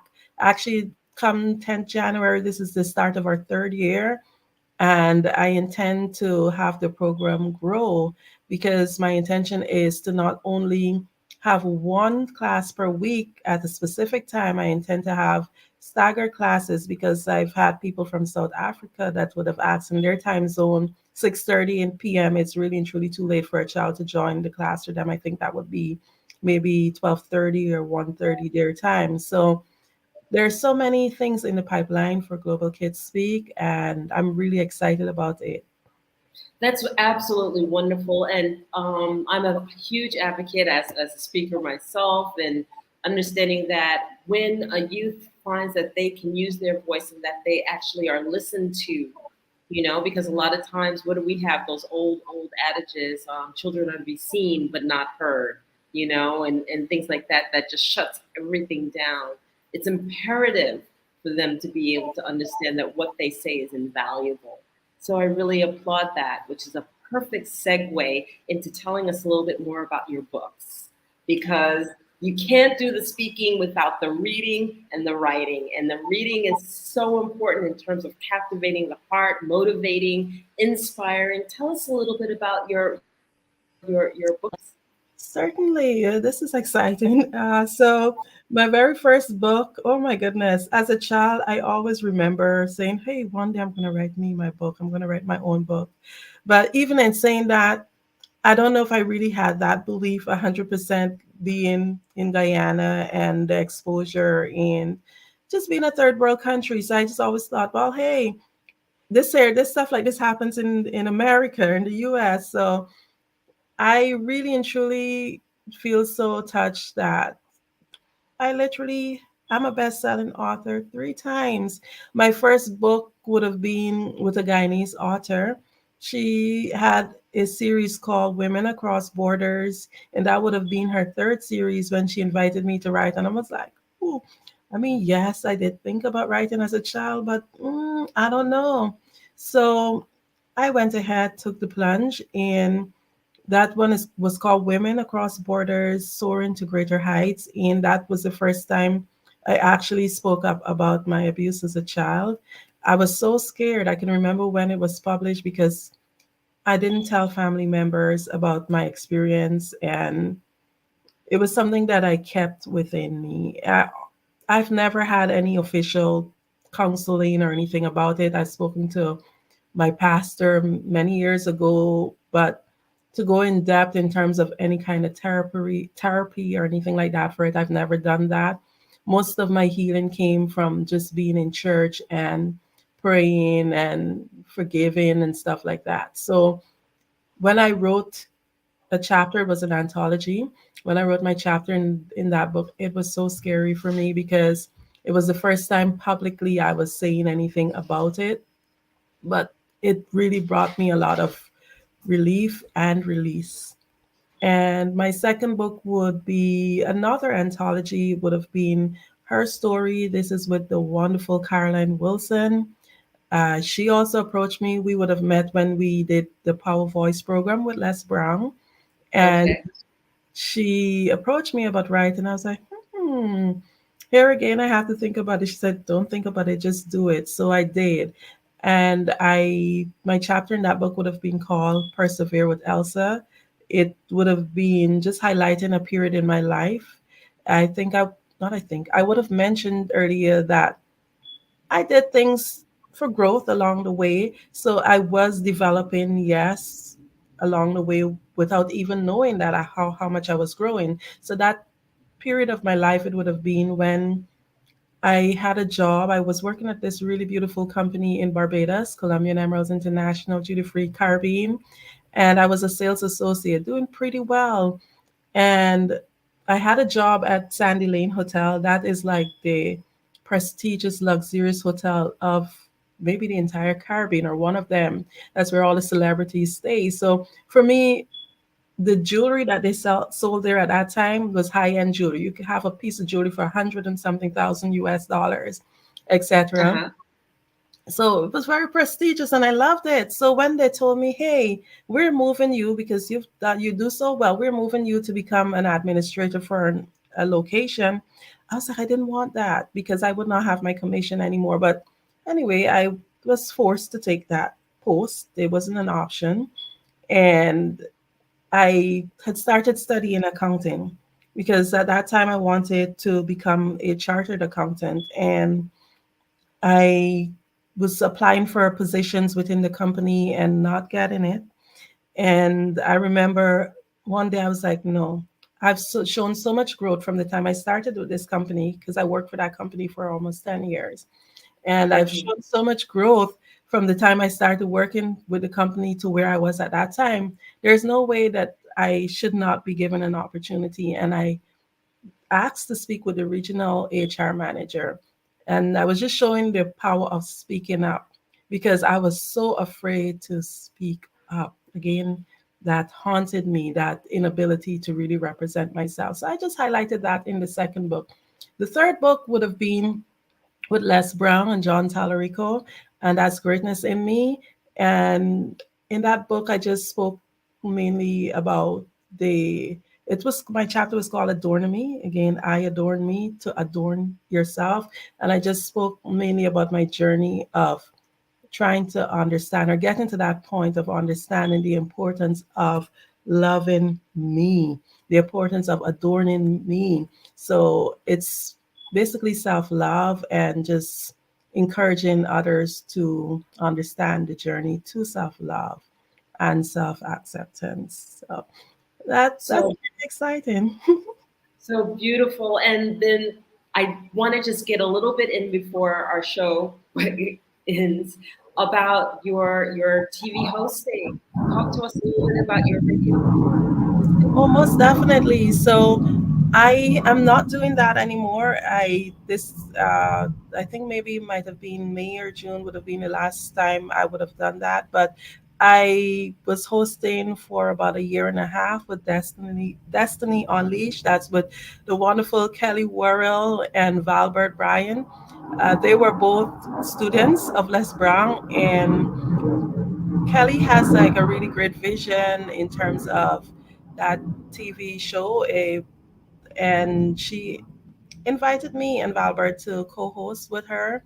That was such a beautiful experience, but I believe at the time that there were so many changes and there were so many things that were going on with me, I needed to just step out and continue on my journey to build what I was doing. Because when you're doing co-host, it takes up a lot of time because we always filming, you got to create content and so forth. But Destiny Unleashed was definitely a beautiful experience for me. It's available on Roku and on demand. Okay. Generally, so that was a beautiful experience too. So you have this beautiful message. What is it that you want everyone or the youth to know right here, right now, that you would share with them? Oh, most definitely. I will tell you whatever it is that's going on in your life, just remember to love yourself. I've been being part of social media, you find sometimes people have their 2 cents to put in, as I would say, and I've been knocked down for promoting self-love, but I will still continue to do it because I know a lot of Christians think that self-love is not a good thing. And I tell them, if you're coming from the standpoint of being a Christian, the Bible says, love your neighbor as you love yourself. So you have to love yourself in order to be able to love your neighbor. So you have to love yourself. So I would tell persons, it's not being selfish. The greatest gift you can give yourself is to love yourself first, accept yourself first. And you will give those around you a beautiful gift because you will be living your optimum life and you'll be able to give them the best version of yourself. Beautiful. Andrea Adams, can you please share how people can get in contact with you if they want to view and engage with you? Most certainly, I would say because I spoke about a broad number of things, I would say the best way to get me is through Linktree. I have my phone number there, all my social media handles, etc. are there, and that's linktr.ee.ee/adornami, ADORNAMI. Thank you so, so much. I want to thank you for the opportunity of sharing with us and telling us about your beautiful work with the youth. And there are so many youths out there that feel lost and they're like looking for engagement. So if you're out there or if you know a youth that is looking for engagement, please let them know about Andrea Adams' programs and share the knowledge and share the powerful a gift of empowerment and coming into one's advocacy. So thank you again, and genius is coming, and I'll see you on the other side.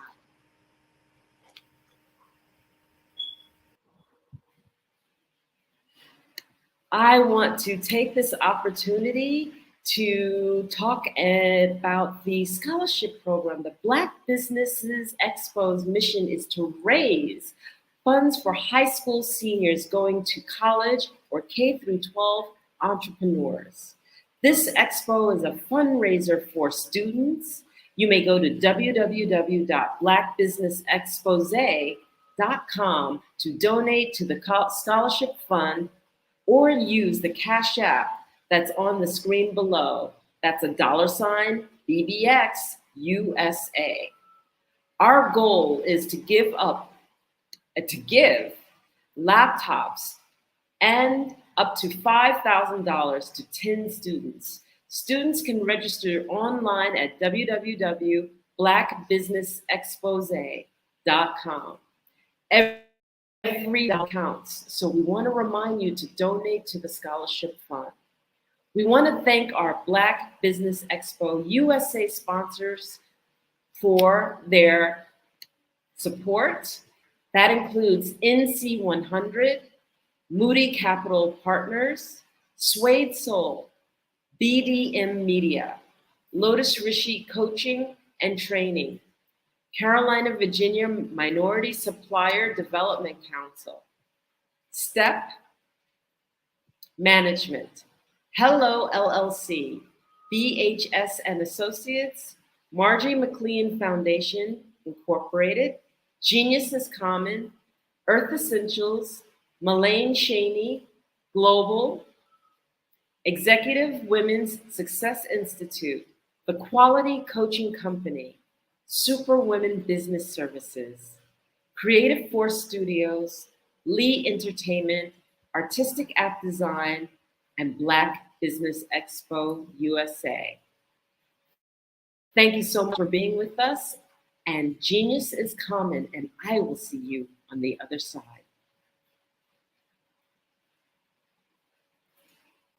I'm Kennedy Harris. My genius is being an entrepreneur. I'm the CEO of K-Lock, a company where I develop my very own line of kids supplements. I currently market my multivitamin for kids to help combat weak immunity. During the pandemic, research has shown that having a strong immune system is key to fighting off disease. My vitamins are for kids, but adults can benefit from them as well. I'm adding a proprietary blend to my supplement line. I want to create my own blend so that I have a competitive edge in the marketplace. Staying healthy is important to me so that we live longer and have healthier lives. My website is klockproducts.com. That is KLOCK. Genius is common.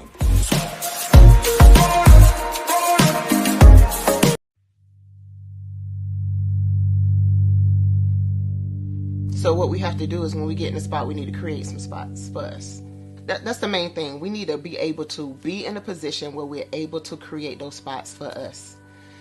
For me, being an entrepreneur, I'm not just going to get a business and then leave you sitting high and dry. If you ask me some questions about entrepreneurship, I'm going to give you as much as I've received.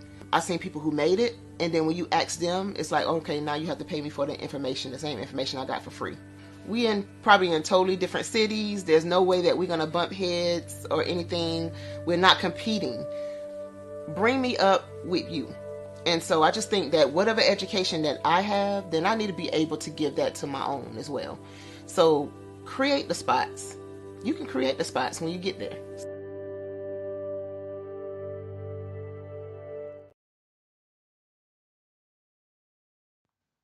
Genius is common. And my genius is nutritional strategy. I am Shawnee Smith, the owner and creator of Can Do Spice. Can Do Spice was created because I knew that adding herbal and mineral supplements to my diet did not have to be boring. In fact, because I'm a food enthusiast, I knew I could create something flavorful and explosive that also had the benefit of adding herbal supplements such as sea moss, bladderwrack, burdock root, and black seed, just to name a few. I invite you to take this journey with me where we come together and take control of our nutritional health. It is my way of sharing my genius, the gift of flavor and the healing power of herbs to the world. What is your genius?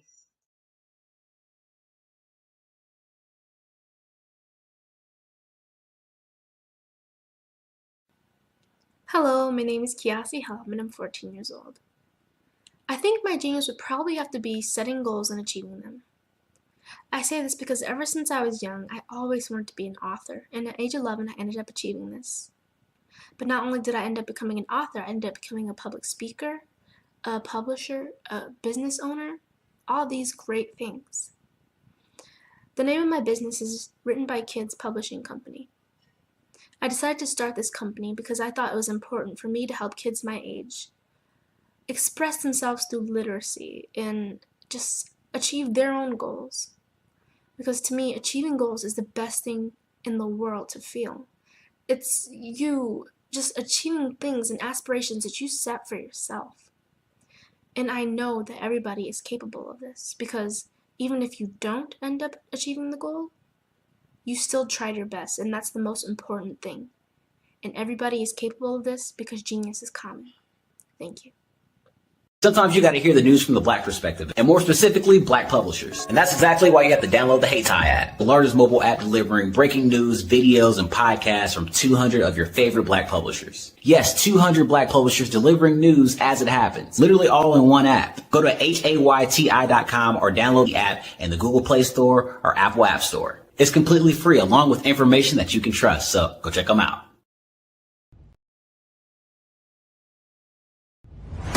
Social media is evolving. It's more vibrant, more colorful, more energetic, and so are you. It's not just photos anymore. It's video, it's audio, it's subscriptions. And now there's Fanbase, a new monetized social network. Fanbase delivers the complete native app experience with full content monetization for every user. No algorithms that shadow ban your engagement or growth, and no ads. Follow anyone for free and subscribe directly to your favorite creators for $4.99 a month. Plus, show some love by tipping on any post. Also, make a Fanbase page and monetize your content the same way. Finally, connect with your followers by posting the amazing content you already create. And now, get paid for it. It's time to energize and monetize. Because everyone's a fan of something, and everyone has a fan base.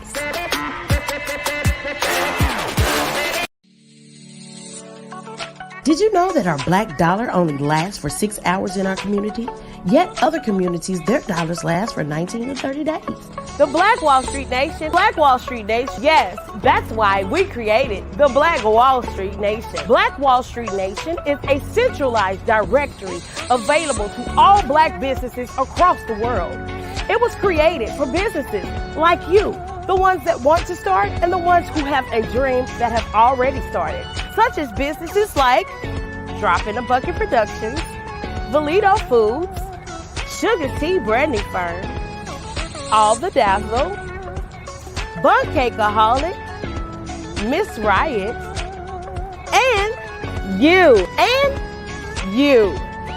We'll have marketing, seminars, and some funding coming soon just for you. So, we want you to come and join us. www.blackwallstreetnation.com. See you there.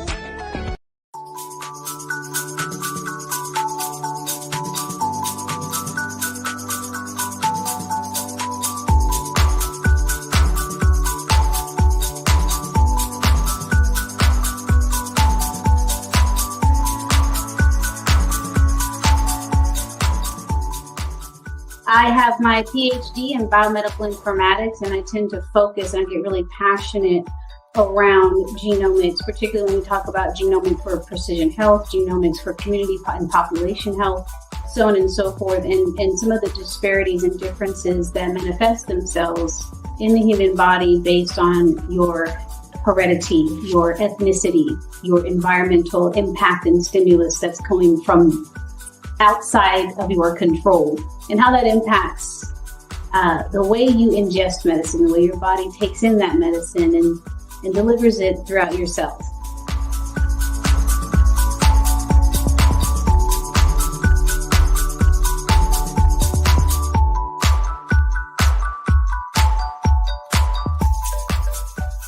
Even though the drug is the same, the dosage is the same, the age, weight, blood pressure, all of these other vital signs may be the same, but the drug may manifest itself differently between these two demographics, just simply based on the differences in their genetic history and their genomes.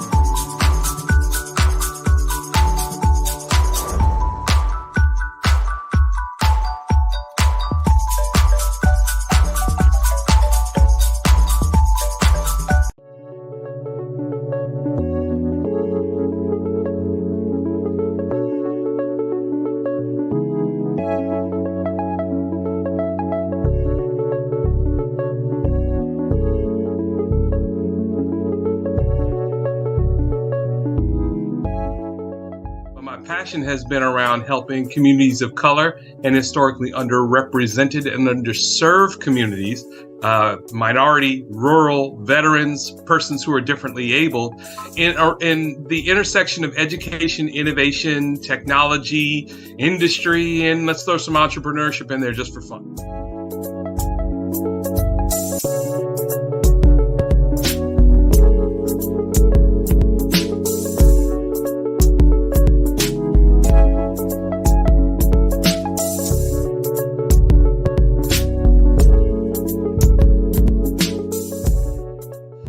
See more around innovation, incubators, accelerators. I love the idea of going from innovation to commercialization.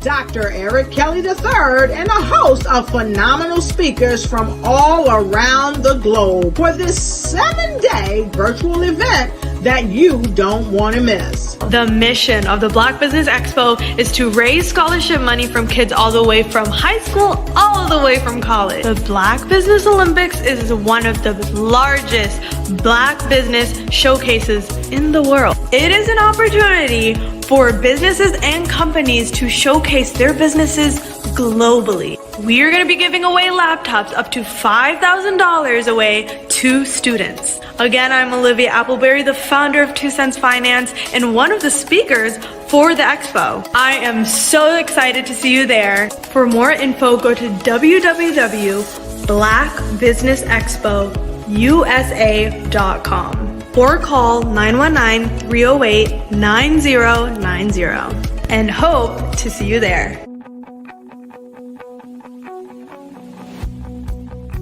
I am Black Business.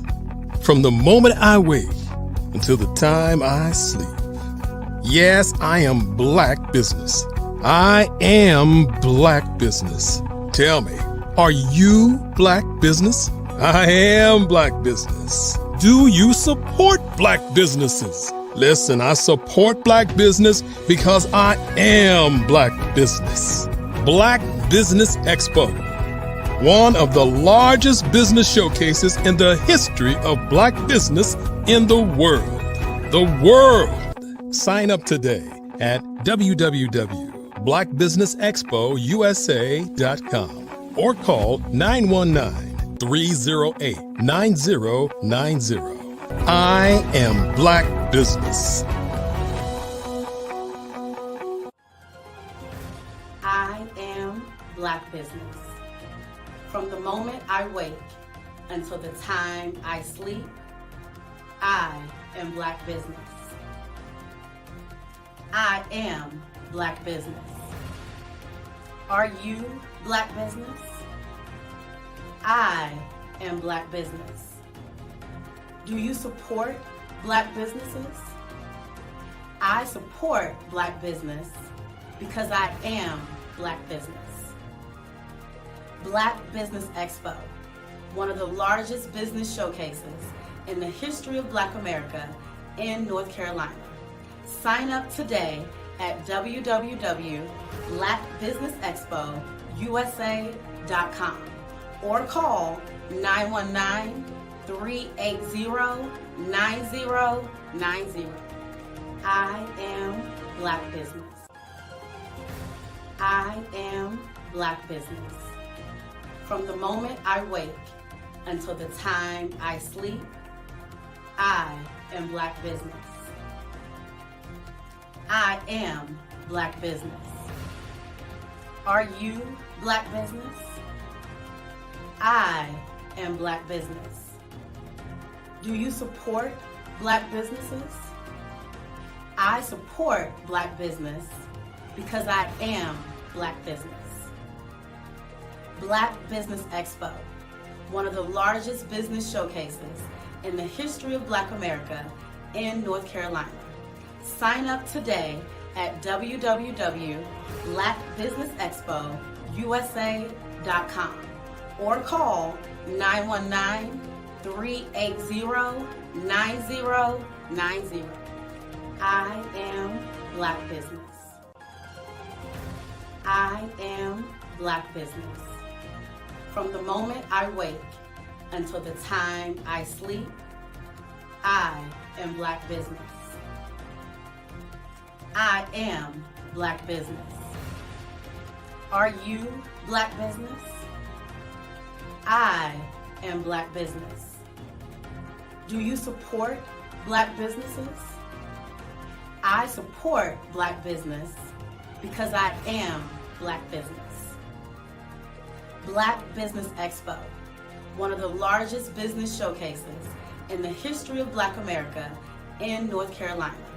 Sign up today at www.blackbusinessexpousa.com or call 919-380-9090. I am Black Business. I am Black Business.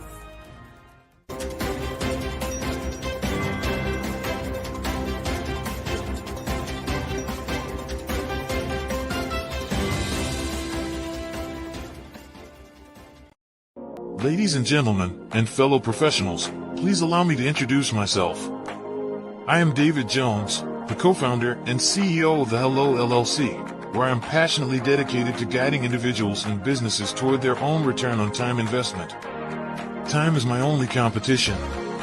With over 20 years of experience as a corporate C-level executive, I bring a wealth of knowledge and expertise to the Hello LLC. My career journey has been marked by a relentless pursuit of excellence in marketing, strategy, and business management leadership. I have had the privilege of working with renowned Fortune 500 companies such as Xerox, American Airlines, Hilton, and Geico. However, what truly drives me is the transformational work we do at the Hello LLC. We are pioneering a new approach to business in the metaverse, where we empower businesses and individuals to build strong foundations, automate their processes and systems, while thriving in the ever-evolving digital landscape. More than just a 3D digital marketing agency, the Hello LLC is truly a community built on love, kindness, and integrity. We want more for you than from you. As I often say, collaboration is the new competition. In an era where time is the most precious commodity, I am here to guide you toward your own return on time investment, because if time was sold in stores, it would be sold out. With a deep commitment to excellence and a strong belief in the power of community, I don't just lead a company, I lead a movement into the future of business. Ladies and gentlemen, it is both an honor and a pleasure to be your guide on this remarkable journey. I am David Jones, and together, we will embrace a future marked by success, collaboration, and the transformative work we do at the Hello LLC. Hello stands for helping everyone live life optimally. So, let's make that pivot together and start living life optimally today.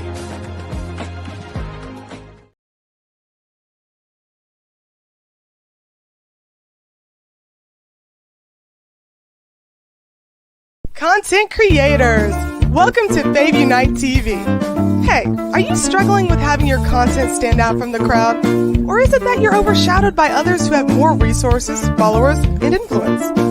The good news is wherever we are, you are too. We help you grow your online presence and optimize your visibility, which gets you closer to your audience so you can build trust and loyalty. By using the power of our network, we help you build yours.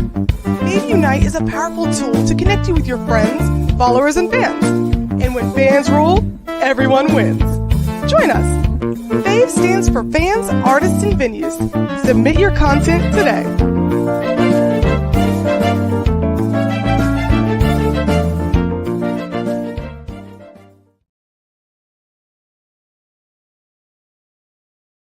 Are you a forward-thinking entrepreneur or business owner? The world is changing faster than ever, and it's time to pivot and adapt to the future.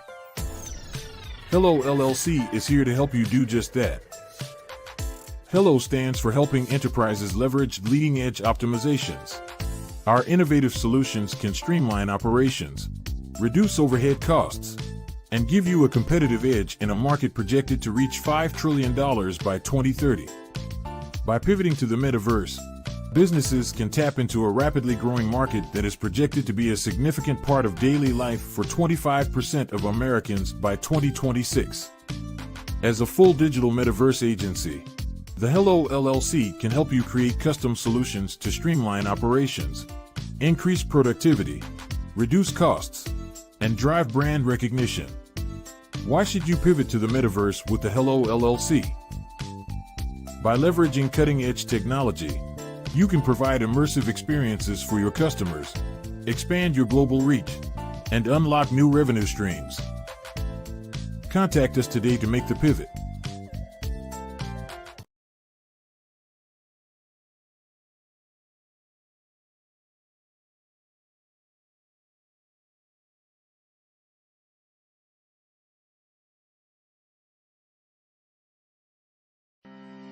Are you aware that showing off your expertise can gain customers and position you as an expert in your industry? Consumers need confidence to purchase, so let us showcase your knowledge by interviewing you for a 3 to 5 minute video. We'll position you as an industry expert with a customized interview-style video, and for a limited time, we'll cover all production costs. Click this ad or call now for all the information. you'll want to experience the same 5-star service our customers love. So take advantage of this one-time offer. Click this ad or contact us now.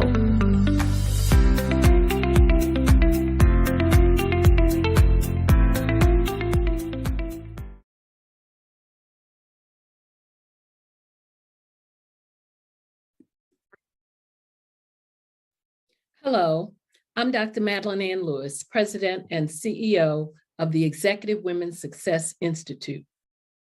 And my genius is helping women accelerate the path to success. You know, I was blessed to have strong women in my life who encouraged, motivated, and pushed me to do my best and to never even think about giving up on my dreams. So I say to women, we must show up to rise up. We have talents and potential, but who will see them if we don't speak up and get noticed?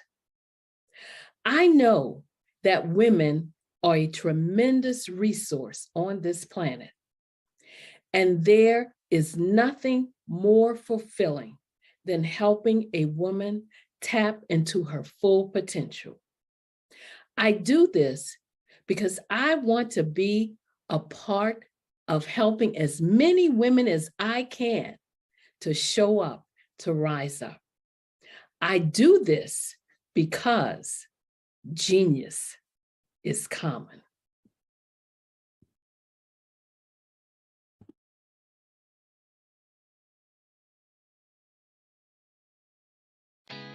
Did you know women represent just 3% of Fortune 500 CEOs and less than 15% of corporate executives at top companies worldwide?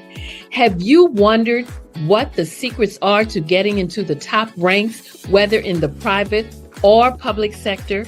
Do you want to figure out how to stop being held back in your career or passed over for promotion? Then you're in the right place. Hi, I'm Dr. Madeline Ann Lewis, President and CEO of the Executive Women's Success Institute. I have decades of experience in the military, the federal government, and corporate America, and my mission is to help women succeed and tap into their full potential. I want to reach 1 million+ women around the world to become the leaders they are meant to be. So if you want to move into a management or executive level position, or maybe you are a female veteran transitioning out of the military into business entrepreneurship, then reach out to the Executive Women's Success Institute at 301-693-3284. Let us get you on the fast track to success.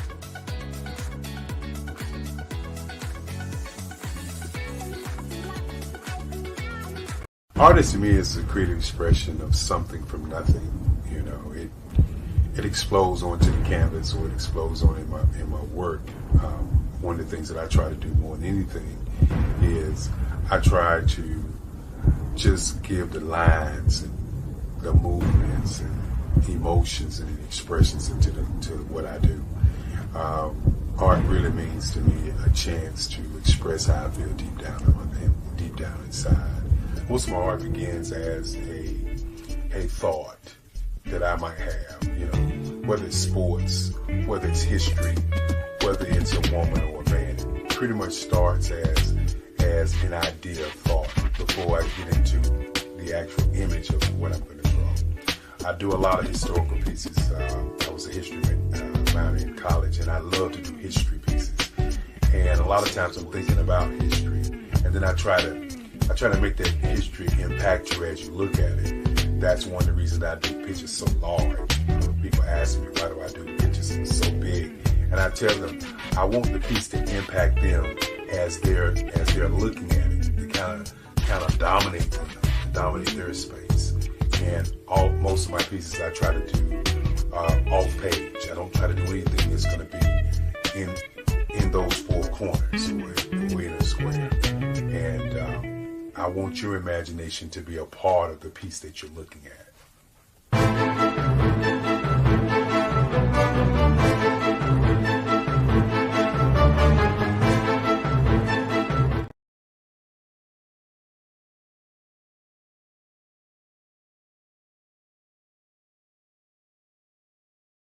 I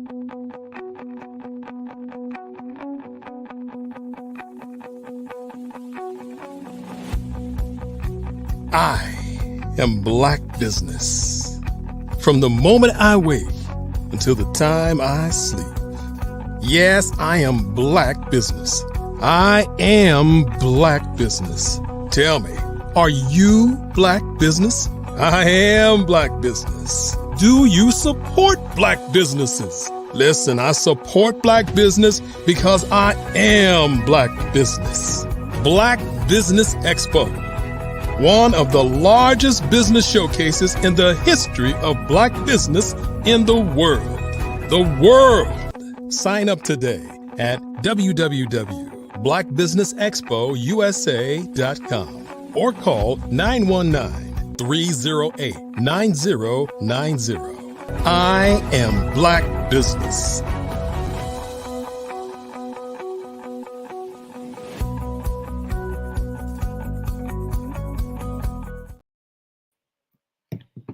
Good morning.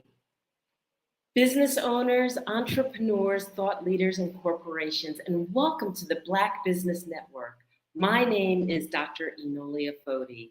I am the CEO of Enolia LLC, the Director of Operations for Vision at Freak Development, and the CEO of Expressions of Humanity Foundation. I am your business moderator for this morning, coming to you from Angola, Africa, on the Black Business Network. The Black Business Network is a 24-hour business network showcasing Black businesses, Black owners, business owners, entrepreneurs, and thought leaders worldwide. We have speakers from North Carolina, London, Singapore, Africa, Japan, from all over the United States. The Black Business Network is a global community sharing its business knowledge to empower, inspire, and educate businesses about businesses. And the topic of our keynote today will be fundraising readiness. And our next keynote speaker is Dr. Barbara Wright, Certified Dream Builder. Dr. Barbara Wright is a Certified Dream Builder, is the founder of Certified Dream Builder Incorporated, a development consultant at Wright's Partners Group, LLC, and president at Certified Dream Builders University. She has over 20 years of experience raising from $10,000 to $10 million, helping to win over $150 million in grants, contracts, and loans for nonprofits, for-profits, faith-based organizations, schools, and colleges. She has served both small and large organizations, including serving as program manager for the Housing Authority of Kansas City and as grant manager for Kansas City Public Schools, retiring 2021. I present to you Dr. Barbara Wright. Good morning. Good morning and welcome. Thank you. And Thank you. It's good to be here. it's great to be here. And genius is coming, and I'll see you on the other side. Sounds great. Good morning, everybody. I am going to share with you this morning my genius, which is fund development. And I have developed some systems that I think will help you in fundraising, grant writing, and fundraising. So we're going to cover what I consider my checklist. It's 7 steps. This is from my book, Getting Ready for Grant Writing, made finding it easy.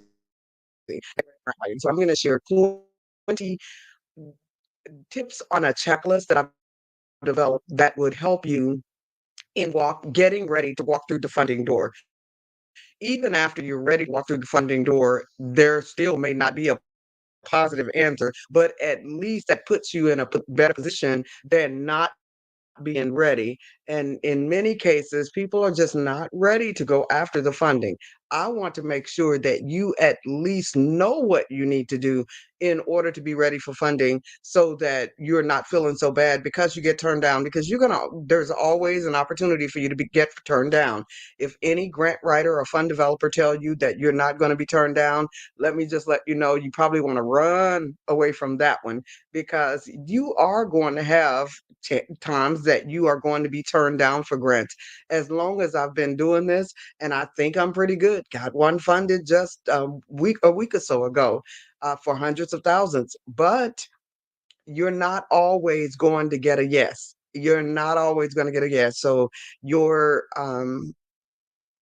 track record is going to fluctuate based on whether or not you are truly aligned with that grant. It's lots of different reasons. But what I'm about to give you is a list of about 20 areas that should help you in walking through the funding door. And they are in categories, in 7 different categories. So phase 1 is your initial planning. And when you're doing your initial planning, you want to make sure that you're doing that feasibility study, which includes your SWOT analysis, which is your strengths, your weaknesses, your opportunities, and your threats. It includes a pestle analysis, which looks at political concerns, economic concerns, societal concerns, technological concerns, environmental concerns, and legal concerns. It looks at all of those to see whether or not you are ready, or what it is that you have decided to do is something that is fundable. You want to make sure that you establish a database during that initial planning, and that database is going to hold all the information for your funders, it's going to hold the information for your partners, it's going to hold your demographic information in case you need to hire someone to assist you. So those are the 2 things that you need in phase 1. You need to make sure you have the feasibility study done that includes SWOT and pestle analysis, and you need to make sure that you have your database with your hard copies and your electronic copies of all the documents you need in order to supply your funder when they ask you for these, and you need to be able to do it pretty quickly. Phase 2 is meeting those regulatory requirements, because when you are applying for grants, you definitely need to apply to make sure that you are ready for all of your regulatory requirements, that you are meeting all the regulatory requirements. And each funder may have a different set of requirements that they want you to jump through, or they may have a different database that they want you to be in. So you want to meet the current and future regulatory requirements. You want to look at your state incorporation documents and preparation and bylaws, and make sure that you have met those, not only your state, but your local and state. And then you want to make sure that you have your federal. If you are a nonprofit, you want to have your federal 501c3 to ensure that you are ready to apply for grants. If you are a for-profit, you want to have any designations that you need to have to make sure that you are qualified, or that you have any advantages that are set aside for, if you are minority, for minorities. Phase 3, you want to establish your business credibility. So phase 1 was the initial planning. Phase 2 is making sure that you meet the regulatory requirements of your local, state, and federal organizations. And then phase 3 is establishing business credibility. When you establish business credibility, you want to make sure that you have a bank account in the name of your nonprofit or your for-profit organization that you are trying to get funding for. You want to have a professional email, and that's not an AOL, that's not a Gmail, that's not any of those. That is a name like mine, which is bwright@certifieddreambuilder.com. You want to have a name that you own. And so that is your professional email. You want to have a professional business address, a professional phone number. You want to have a Cheers bank account. And you're probably saying, Dr. Wright, what on earth do you mean by a Cheers bank account?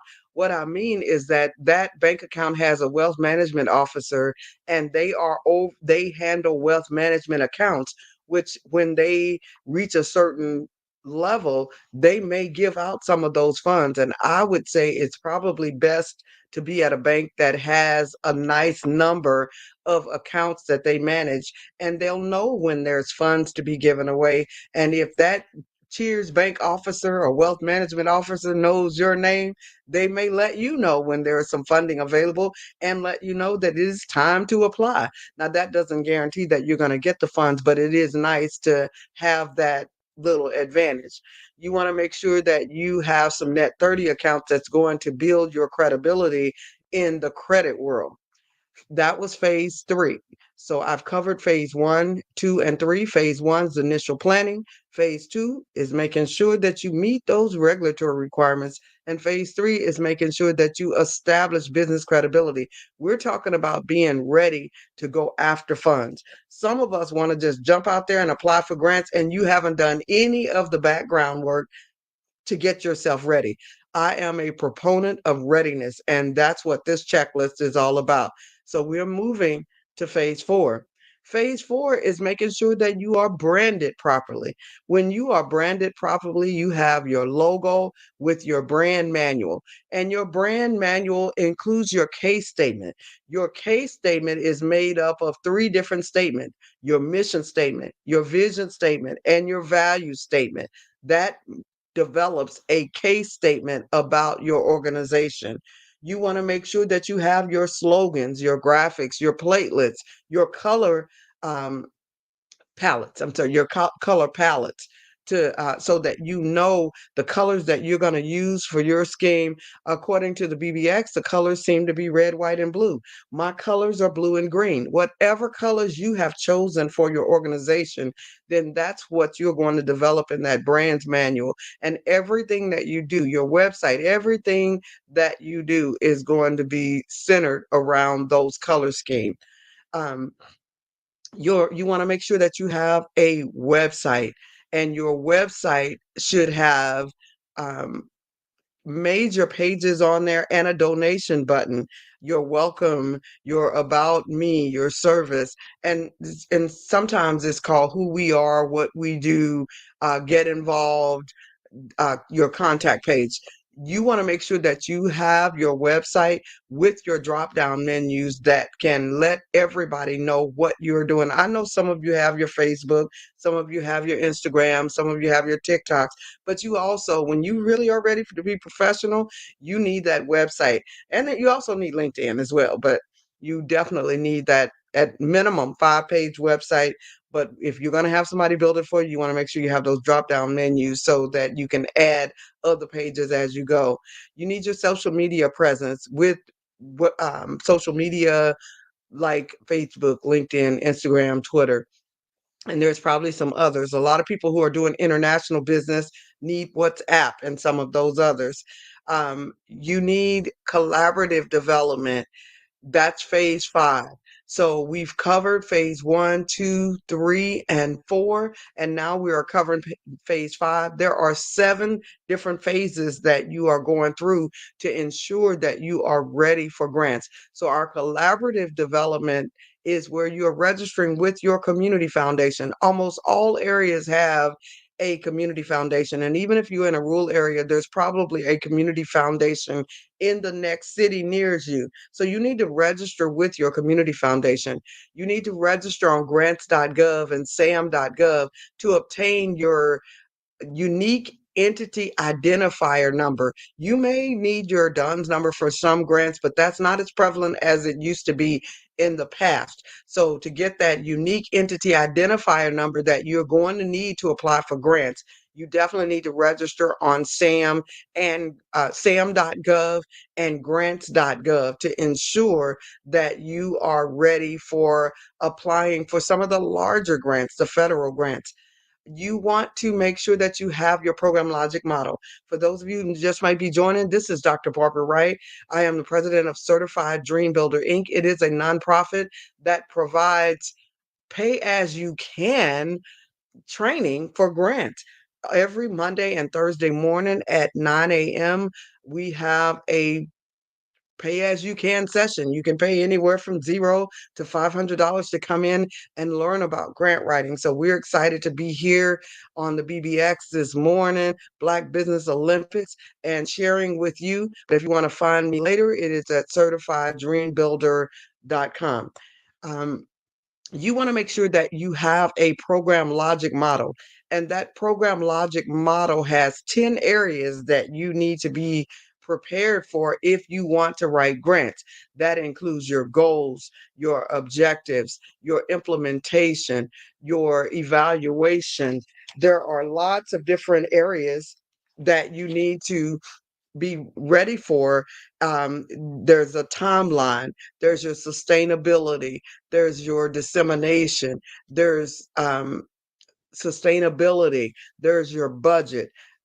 There are 10 different areas that you need to be ready for in that logic model and questions that you need to answer. In some grants, they call them inputs, outputs, outcomes, and impact.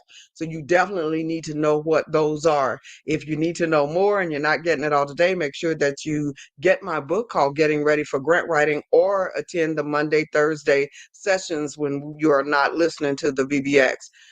You also want to have your board members, your executive board members. Those are the people who make decisions, fiduciary decisions for the organization. And you also want to have your advisory board members. Those are board members. They're not fiduciary in nature, but they help you raise funds for your organization. They bring, I call my 3 W's: work, wisdom, and wealth to the organization. So you want both of those boards. Your executive board, you want to make sure that you keep that close to you and you don't put as many people on that one. But your advisory board, you want to add as many people as you can to that advisory board to make sure that you have enough people to help you with work, wisdom, and wealth. All right. So you also want to have your community partner relationships, your MOUs and letters of support from all of those partners that you're going to develop that's going to help you. No business or no nonprofit is an island. You are not working alone. You are working with a team. And so that team, it would be who you would have those memorandums of understanding from and letters of support.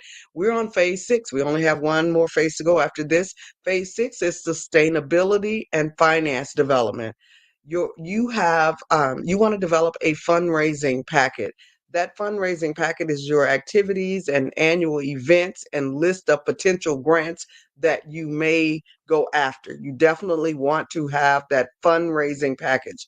That fundraising package can help drive your activity for raising money for your organization, because there are 7 different income streams and you want to be pulling income from those. If you want those that are, make sure that you get my book, Getting Ready for Grant Writing, Finally Made Easy, on our website at certifieddreambuilder.com. You also want a scalable operating budget.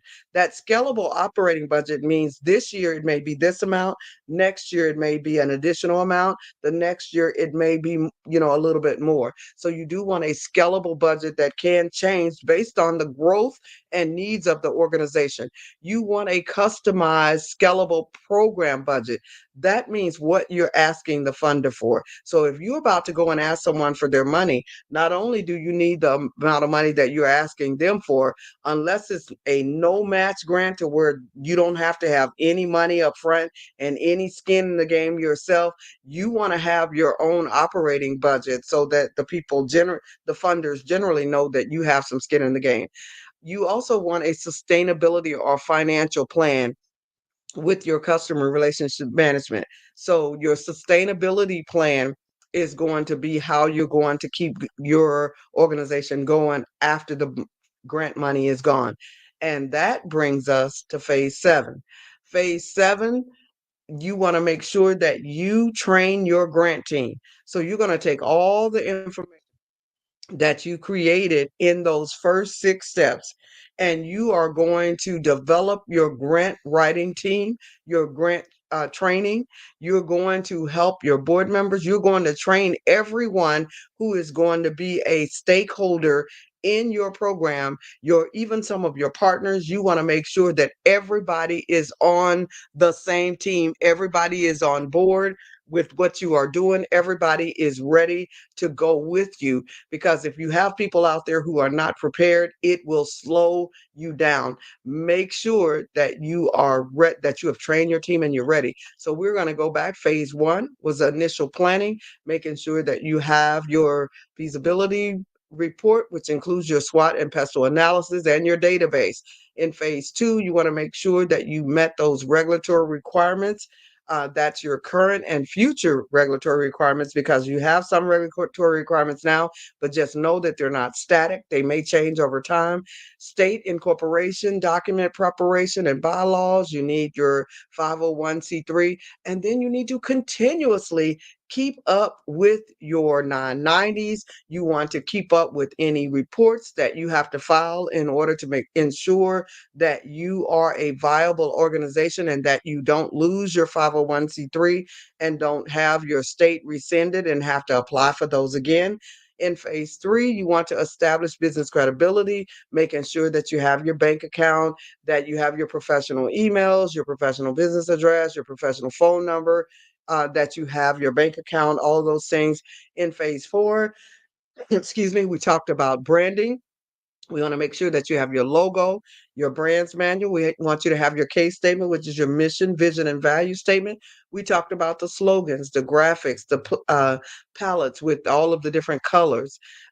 We want to make sure that you have your 5-page website that features everything that you're doing in your organization, your social media presence. Moving to phase 5, we talked about the collaborative development, making sure that you register with your community foundation, that you register on grants.gov and sam.gov, and that you obtain your unique entity identifier. Now, if you're saying, Dr. Wright, you are going just too fast, I don't have these things, make sure that you get my book, Getting Ready for Grant Writing, because it walks you through all 7 of these steps. In your phase 5 collaborative development, you want to make sure you always also have your logic model, your board members, your executive board members that make decisions for the organization, and your advisory board members that bring 3 W's: work, wisdom, and wealth. You want to make sure that you have community partners with your MOUs and your letters of support, which brings us to phase 6, which is your sustainability, making sure that you are able to sustain when any grant money is gone. You're developing a fundraising package, which includes your fundraising activities, your annual events, and a list of potential funders that you could go to raise funds. You also want your scalable budget template, and that template basically says what it costs to operate your organization. You want your customized sample program budget, which is what you're asking the funder for, and your sustainability plans. And brings us back to where we just ended, phase 7, to make sure that you have a grant template. And in that grant template, you want to have your executive summary. You want to have your narrative, which is your executive summary is your 5 W's. That's your who, your what, your when, your where, and your why of grant writing. Your narrative explains your 5 W's. It expands those 5 W's, and it talks about the types of people that you're serving. It talks about your program work plan. It talks about your staffing plan. It explains everything that you said in the 5 W's. It talks about your need statement and why the people you're serving need the services. And then the next part of what you need for any grant and what you want to include in your template is your budget. What is the budget that you're needing in order to complete your program, products, and services? And lastly, you want to attach anything. You want to discuss attachments that you may need to have. And as we talked about in phase 1, you want to have that database, because that's where all of your attachments that you're going to need for any grant is in that database that we talked about in phase 1.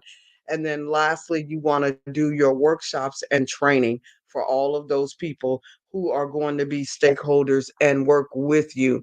And that is my 20-point checklist that gives you the information that you need to know in order to be ready to walk through the funding door. Now, you will need lots of help in developing those. Some of you will need help in developing those 20 phases, and that's what we do in our nonprofit organization on Monday and Thursday. We give information for those who can afford it and those who cannot.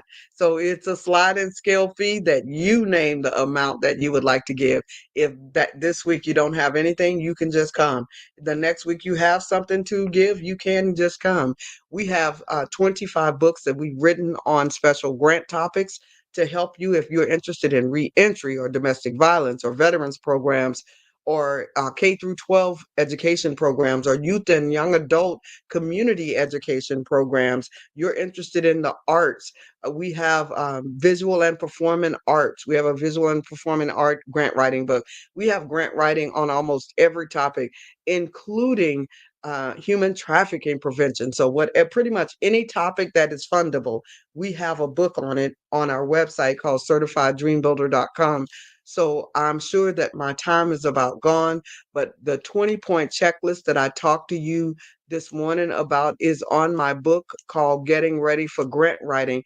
And in that book is where we break down every one of those 7 areas that we just talked to you about. And I believe this is a hybrid session today. So I'm excited that Black Business Olympics is maybe going to ask me a few questions about grant writing, and we'll be able to give you some of those answers. We will continue to go on here while we're waiting for them to come on. I can give you my 5 W's, which is the who, the what, the when, the where, and the why. Remember, I talked to you about those earlier. When you are ready to write your grant, you want to make your grant template that you're going to use to expedite your grant writing process. You want to make sure that you know what your 5 W's are for your organization. When you are planning your organization, those 5 W's can help guide you to success. Your who is who are you? Who are you serving? Who are your collaborators? Who's your competition? Those are some of the who's that you want to answer, but there's going to be a whole lot more that you can answer in the who. And when we're talking about who are you, we're talking about personally, academically, and professionally. When we're talking about who you're serving, we're talking about who are your initial targets. Who will you target after the first year? Who will you target after the second year? And then when we talk about who are your collaborators, we're talking about locally, nationally, and internationally. When we talk about your competition, we're talking about locally, nationally, and internationally. You're not just on your block anymore. When you turn this system on, this computer that I'm talking on, when you turn your laptop, your computer, your phone on, now you have just gone global. You are no longer just in your kitchen or in your city or in your office. Now you're global. So that's why you want to know locally, nationally, and internationally who your collaborators are and who your competitors are. The what? You want to know what program, product, or service you are providing. You want to be able to explain that in 10 seconds because I tell people that I help manifest millions for missions who are providing miracles to many. I know exactly what my 10-second elevator speech is, and you need to know what yours is as well. And at what price? That's the what. So what programs, products, or services are you offering? And at what price are you offering those programs, products, and services at? And then the when. When are you providing your program, product, or service? Hourly, daily, or weekly? And what is the cost per unit for what you're doing? One of the grants that I just helped someone win, that grant was providing over $12,000 per person that you serve. So if you're serving 100 people, then you know exactly how much money that grant would net you. If you're serving 10 people, then you know how much money that grant would net you. So you need to figure out what is your cost per unit or what is your cost per person. And then where will you work? Online, offline, in person, virtual? What is the cost of the technology? Because in many cases, a lot of managers forget to include the IT. Because if you're going to be successful now, you are definitely going to have IT. And where let's see, I went over the where and the why are you doing what you're doing? That's the last of our 5 W's. Why are you doing what we're doing? Or do you have statistics to support what you say? It is so easy to find those stats in many cases to support whatever it is that you say you are doing. And you want to make sure that you are looking at stats, that you can answer those stats, that you know exactly why you are doing what you're doing. And is what you're doing fundable? When we talk about that pestle analysis that we talked about earlier, that pestle analysis determines whether money is flowing or money is dripping.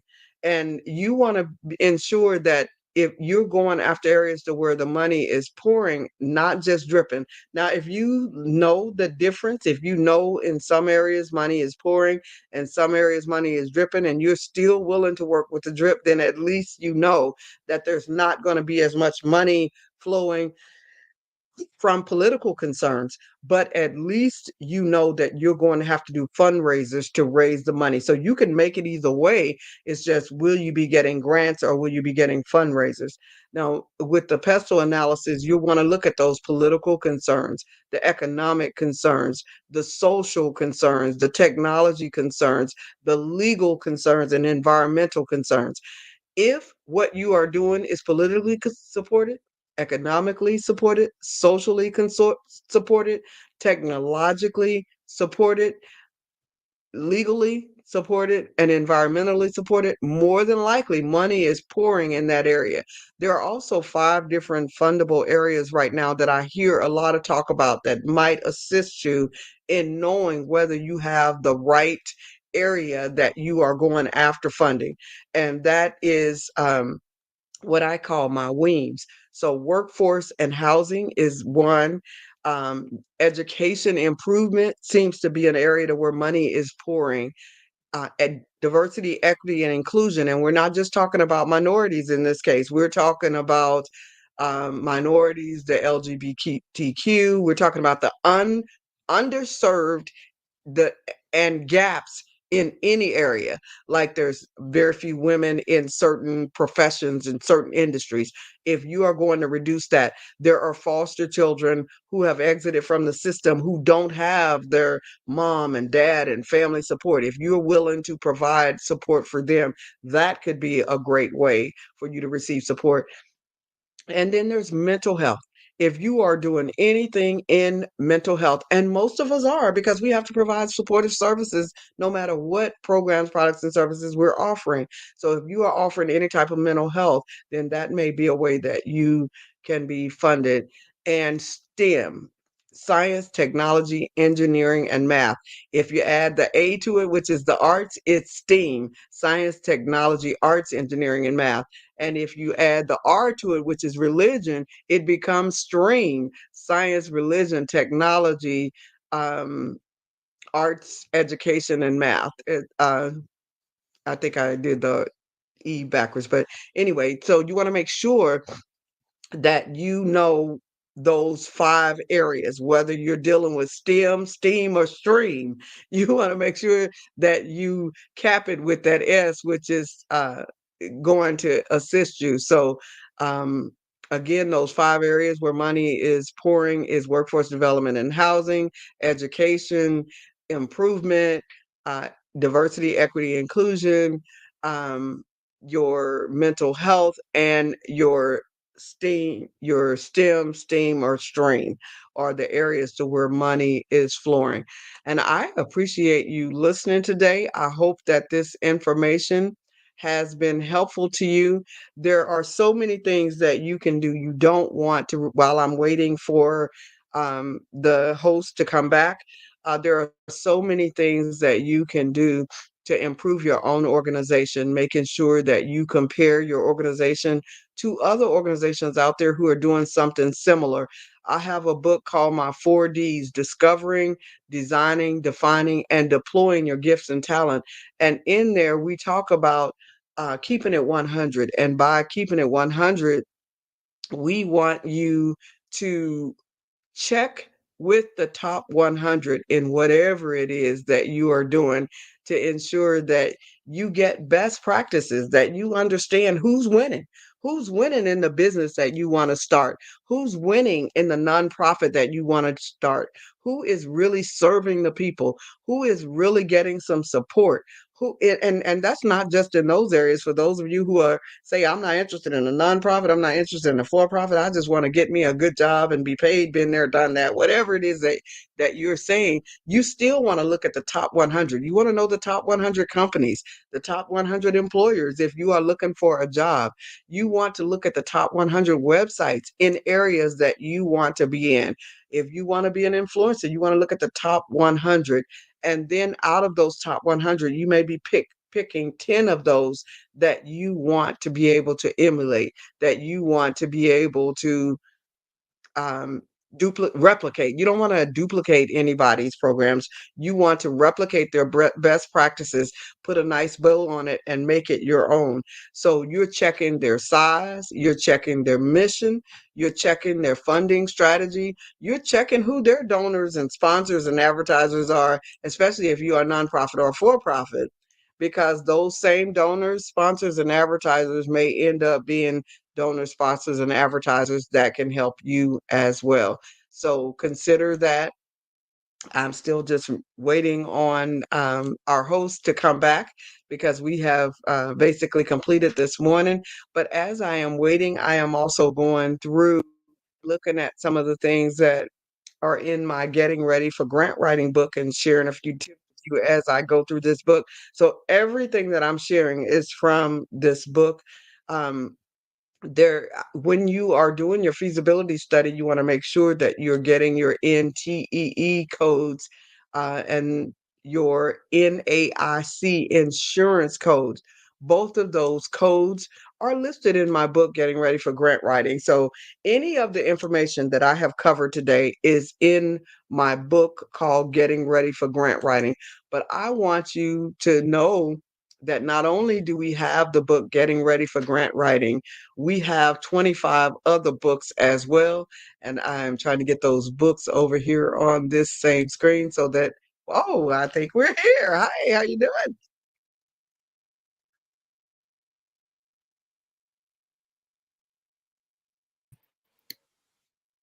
There we go. I was just muted. Thank you so much. I hope our audience realizes the invaluable information that you've shared. It has been phenomenal, great wisdom, invaluable wisdom. And there's a lot of money to be had out there, and we have to do the work. And that's the bottom line. That's it. So that's it. Thank you so much. And Genius is coming, and I'll see you on the other side. Thank you. Thank you. Have a great day.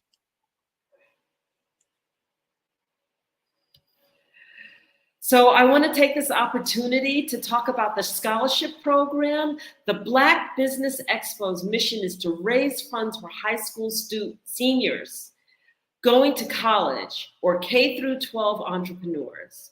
This expo is a fundraiser for students. You may go to www.blackbusinessexpose.com to donate to the scholarship fund, or use the Cash App that's on the screen below. That $BBX USA is waiting for your use. Our goal is to give laptops and up to $5,000 to 10 students. Students can register online at www.blackbusinessexpo.com. Every dollar counts. So we want to remind you to donate to the scholarship fund. We also want to thank our Black Business Expo USA sponsors, and they remain to be NC100, Moody Capital Partners, Suede Soul, BDM Media, Lotus Ritchie Coaching and Training, Carolina, Virginia Minority Supplier Development Council, Step Management, Hello LLC, BHS and Associates, Margie McLean Foundation Incorporated, Genius is Common, Earth Essentials, Mullane Shaney Global, Executive Women's Success Institute, The Quality Coaching Company, Superwoman Business Services, Creative Force Studios, Lee Entertainment, Artistic App Design, and finally, Black Business Expo USA. And I want to leave you with this. Genius is common, and I'll see you on the other side.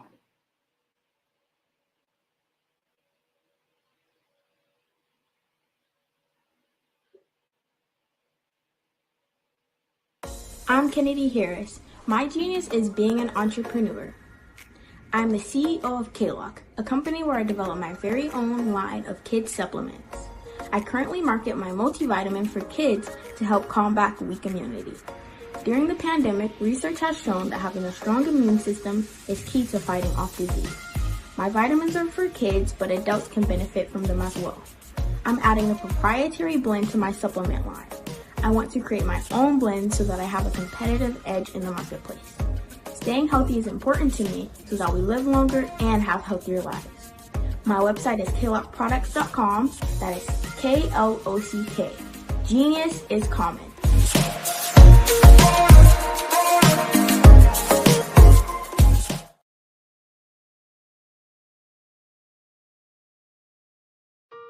Hello, this is Israel, and I am CEO of Daydreams Interactive and author of Princess Planet.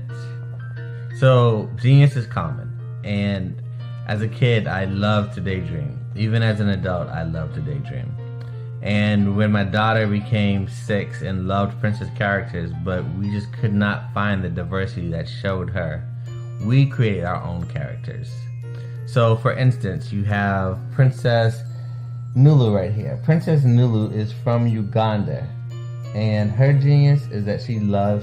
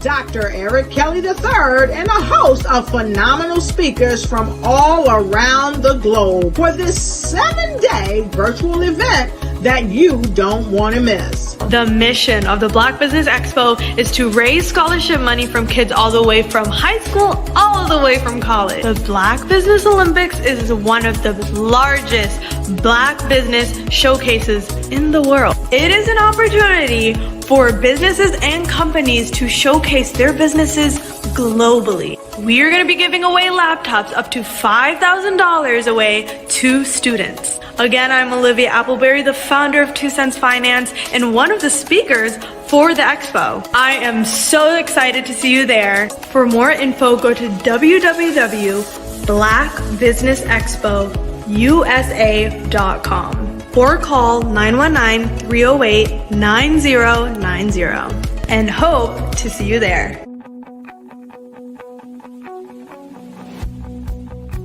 I am Black Business.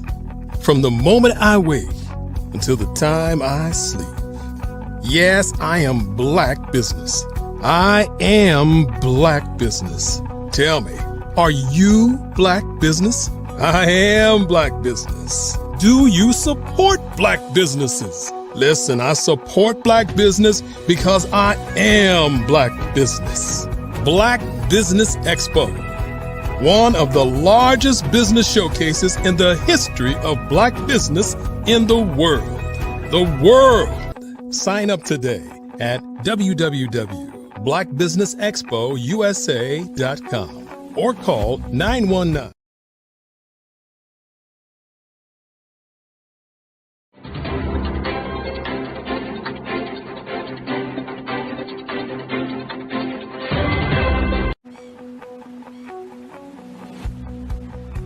I am Black Business.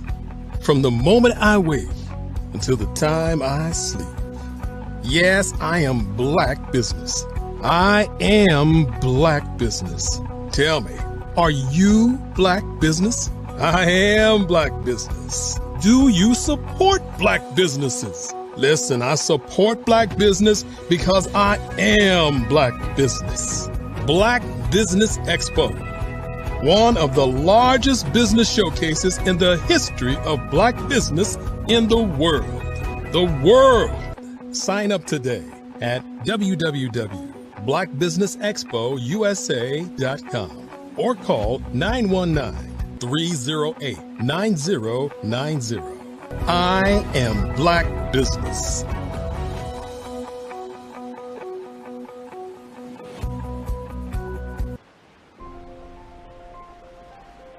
What if you could build your own city? A place where every child can find nurturing people to help them achieve their full potential. A place where every adult can access job training support, where health education is abundant, where social justice ruled the land. A place without limitations. Welcome. You have arrived at STEM City USA. It is what every city should be. A safe and trusted community where you find people and resources to help you become everything you are and beyond. STEM City is unlike anything you have ever experienced. It is a digital twin of the world around you, only better. STEM City is about energy and soul renewal. It is more than a digital world. You can almost feel the power of live cultural events, music, and theater. STEM City promises a better future for children with caring mentors and hands-on activities with dedicated tutors to support our youth. STEM City is your passport to a healthy lifestyle with weekly events addressing our community's many issues. STEM City is your financial well-being with helpful information on wealth management, career advancement, job training, and so much more. STEM City is the community you deserve. It is the city where your dreams can come true. STEM City USA, a place in the sky that is accessible to all who reach for the stars.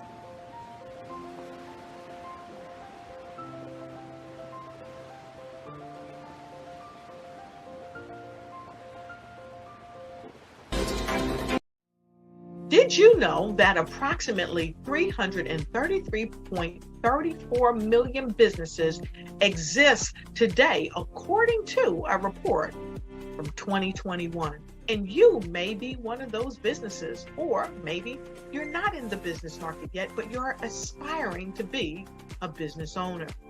Well, guess what? You're in the right place at the right time. Because let's face it, everything is about timing and opportunity. Hi, my name is Dr. Lotus Richey, and I'm the CEO and founder of the Lotus Richey Coaching and Consulting LLC, along with the Lotus Richey Ignite Show. 15 minutes of success with Dr. Lotus Richey, as well as books to boom your business and bring who you are. And today, I want to bring this amazing message to you about the Black Business Network and the Black Business Olympics. See, the Black Business Network and the Black Business Olympics is designed to help people just like you, that's right, that look like me, to take their business to the next level. Not just in your front yard or your backyard, but globally. The Black Business Network and Black Business Olympics is designed not to just help you survive, but to help you thrive. So join us today as we come together with businesses all around the world to support our students, our children, our young teens, our young entrepreneurs. What we do is we come together to help raise funds for students who are aspiring to be business entrepreneurs, who are aspiring and who are thriving in college. We endow them with a wonderful opportunity to gain scholarship of either a laptop or several thousands of dollars. And we invite you to help be a contributor to this amazing opportunity. to help someone that looks just like you. So join us today at our website and let us connect with you and help you ignite and take flight in every area of your life on the Black Business Network and the Black Business Olympics. I'll see you on the other side.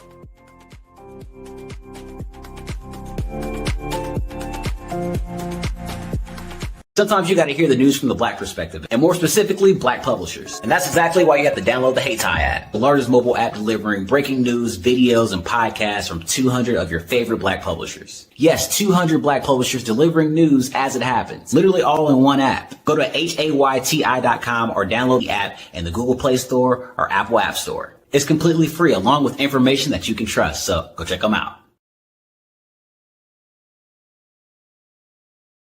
Follow the Brand TV broadcast host, Grant McGaw, as he visits with top executives and entrepreneurs to find out their secrets of success with their personal brand. Follow the Brand TV broadcast host as he focuses on brand development to build better relationships, bring value to your business, relationships, and career. You will enjoy listening to each episode that is tailored to speak to you directly. If you're looking for this type of clarity in terms of building your brand, you have tuned into the right station. Each episode will help you to shape a conversation in the 5-star BDM network of 20,000 professionals and become a springboard for your corporate engagement and business opportunities. Each guest will frame their story in the areas of personal branding, business development, career development, financial empowerment, and technology innovation. Grant McGaw explains why he is the CEO and owner of his own professional career. Grant is an accomplished business leader and entrepreneur who wants to give back to individuals to grow their personal brand strategy. Tune in as he weaves his story about new possibilities, while to you exceed expectations. If you love storytelling, this show will make for fun. This is Dr. Arnold T. Petsworth. He's the owner of Petsworth Vet World, a veterinary clinic in Hopton, Connecticut. His patients include dog, cat, frog, fish, Goldie, dog, and this alpaca. Due to doctor-patient confidentiality, we can't tell you their names. Business at Vet World was steady, and then quarantine hit. Neighbors brought new four-legged friends into their homes. Bunnies. Bunnies everywhere. Dr. Petsworth welcomed these new patients with open arms. The only problem? There were more appointments than he could manage.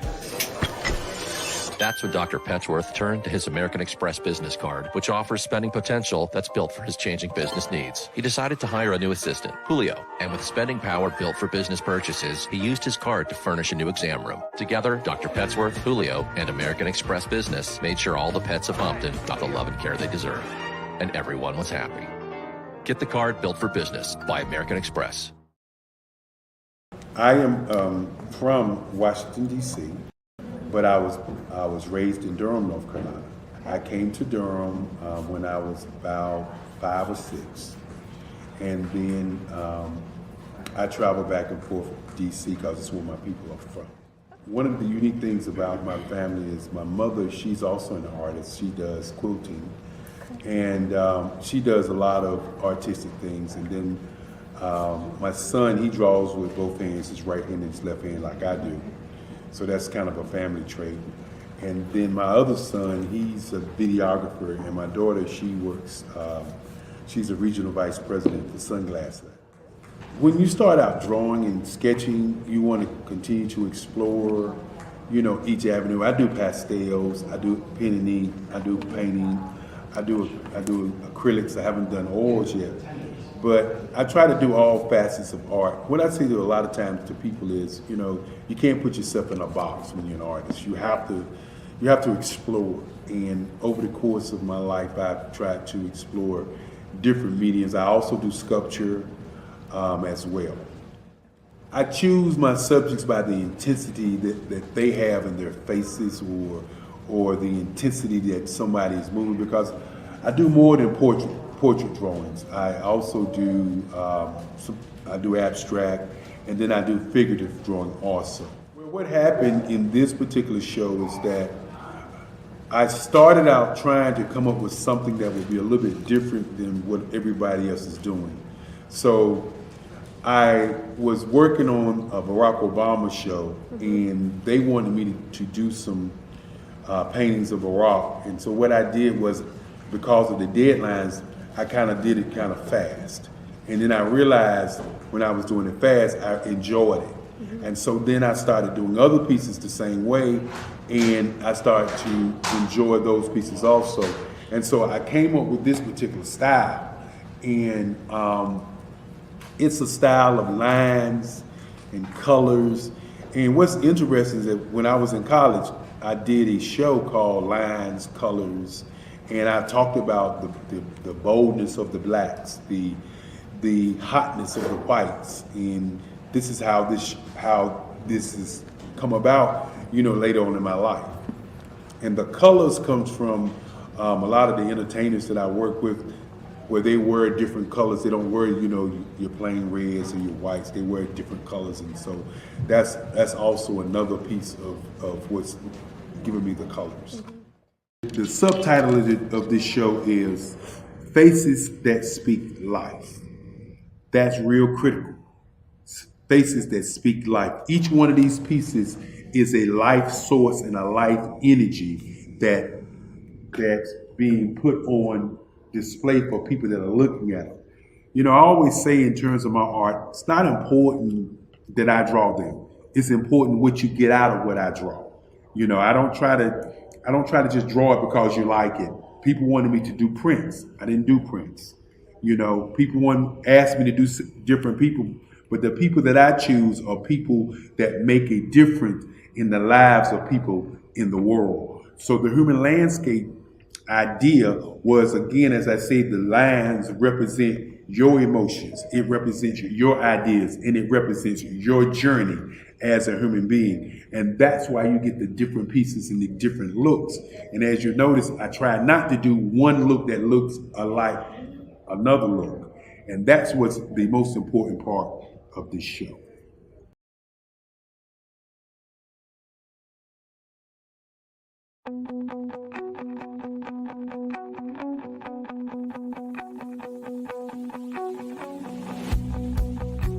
I am Black Business. From the moment I wake until the time I sleep. Yes, I am Black Business. I am Black Business. Tell me, are you Black Business? I am Black Business. Do you support Black businesses? Listen, I support Black business because I am Black Business.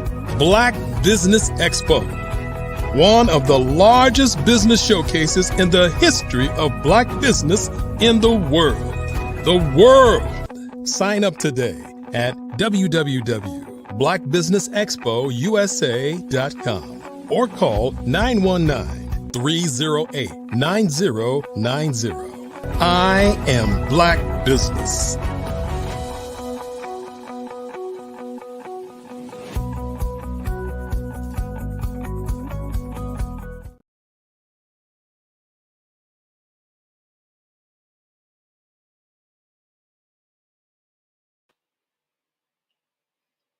Good morning, business owners, entrepreneurs, thought leaders, and corporations, and welcome to the Black Business Network. My name is Dr. Enolia Fodi, and I am the CEO of Enolia LLC, the Director of Operations for Vision at Freak Development, and the CEO of Expressions of Humanity Foundation. I am your business moderator for this morning, coming to you from Angola, Africa on the Black Business Network. The Black Business Network is a 24-hour business network showcasing Black businesses, business owners, entrepreneurs, and thought leaders worldwide. We have speakers from North Carolina, London, Singapore, Africa, Japan, and cities all over the United States. The Black Business Network is a global community sharing its business knowledge to empower, inspire, and educate businesses about business. And our keynote speaker today is Mr. Maganda Evans Tabingwa. We welcome you to our platform. Enolia 40, very happy to be on this show tonight. Thank you so much. And where are you hailing from? Where in Africa are you from? Maganda Evans, I come from Uganda. It's a country in the East African part of Africa. And I live in Kampala, which is the capital city of Uganda. Yes, and I come to you from Angola, and I'm here in Luanda. So it's wonderful, wonderful. No, so inspirational to meet you, Dr. Enolia. And Yes. I'm happy that we've connected through the Black Business Network. Yes, and just tell us a little bit about just your titles and whatnot, because I didn't have your bio to introduce you properly. Well, my name is Maganda Evans Tabingwa. I may repeat that for clarity. As I've already told you, I come from Uganda, Africa. My background in education is in information technology. I have a bachelor's of information technology. My master's is in software engineering. Also currently a student doing a PhD in management information systems, but also I'm pursuing a Bachelor of Laws. Besides my education, I lecture in Cavendish University, Uganda, but more of why we are here today, I am the CEO of Tanya Innovations Africa, a company that I formed in 2021, and I suppose that we shall be able to dive deeper into that. So briefly, that's me.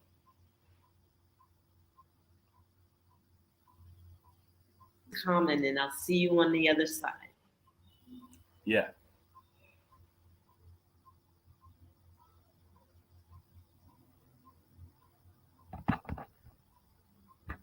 Okay.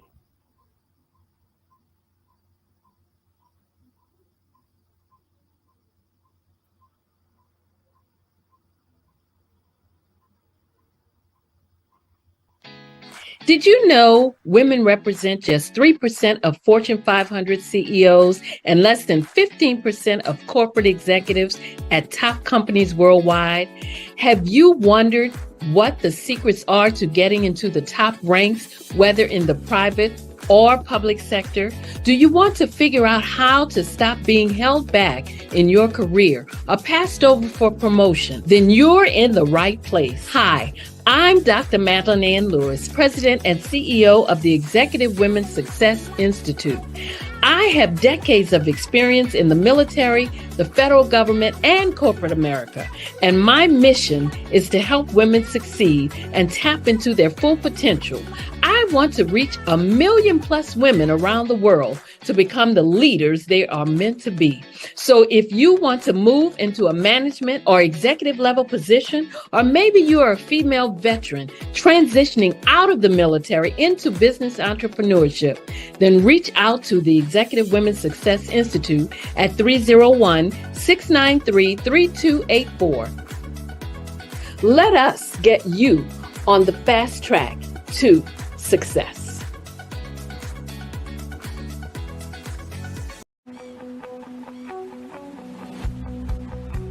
I am Black Business. From the moment I wake until the time I sleep. Yes, I am Black Business. I am Black Business. Tell me, are you Black Business? I am Black Business. Do you support Black businesses? Listen, I support Black business because I am Black Business. Black Business Expo, one of the largest business showcases in the history of Black business in the world. The world. Sign up today at www.blackbusinessexpousa.com or call 919-308-9090. I am Black Business.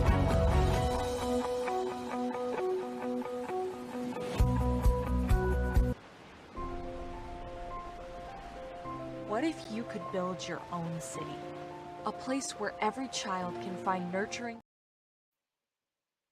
Hello again, and we are here with our dynamic speaker, Maganda Evans Tabingwa. Thank you for bearing with us. Mr. Tabingwa, please go ahead, share with us your story. I will step back as you share your story, and when you are done, I will come back. Thank you very much, Doctor. First of all, I'm very happy to be on this show tonight. I want to, first of all, start by saluting all the listeners tonight, or morning, I think, back in the United States. As I've been introduced, my name is Maganda Evans Tabingwa. I come from Uganda. Uganda is a republic found in East Africa, or eastern part of Africa. It's part of the 7 East African countries. I live in Kampala. My background is in technology. My bachelor is in information technology. I have a master's of software engineering. I'm also currently pursuing my PhD in management information systems. But besides that, I lecture at Cavendish University, Uganda. But for purpose of tonight or today, I'm going to talk about my company called Tanya Innovations Africa. Okay. But before I do that, I want to exceptionally thank Dr. Kelly Eric for this initiative. I've taken time to look at what Black Business Network is, and I must appreciate the immense job that he's doing. I really feel that this is the right direction we all have to go. And I think to the African people and the young people who are aspiring to cause change in the world, this is the way to go. And I suppose that we can all be able to learn a lot from such initiatives. So bravo, and thank you, Dr. Kelly, for this initiative. I'm happy that I also join a number of eminent speakers who have been on this show, who've been able to talk great innovations, who've been able to talk about their great journeys. And I'm going to add mine, Tanya Innovations Africa. Now, I know that to those who are listening, one of the key points would be you'll want to know, what is this Tanya Innovations Africa? How is Tanya Innovations Africa coming to the Black Business Network Expo in the United States of America? Now, Tanya Innovations Africa is a limited company that was formed way back in 2021, just actually during COVID.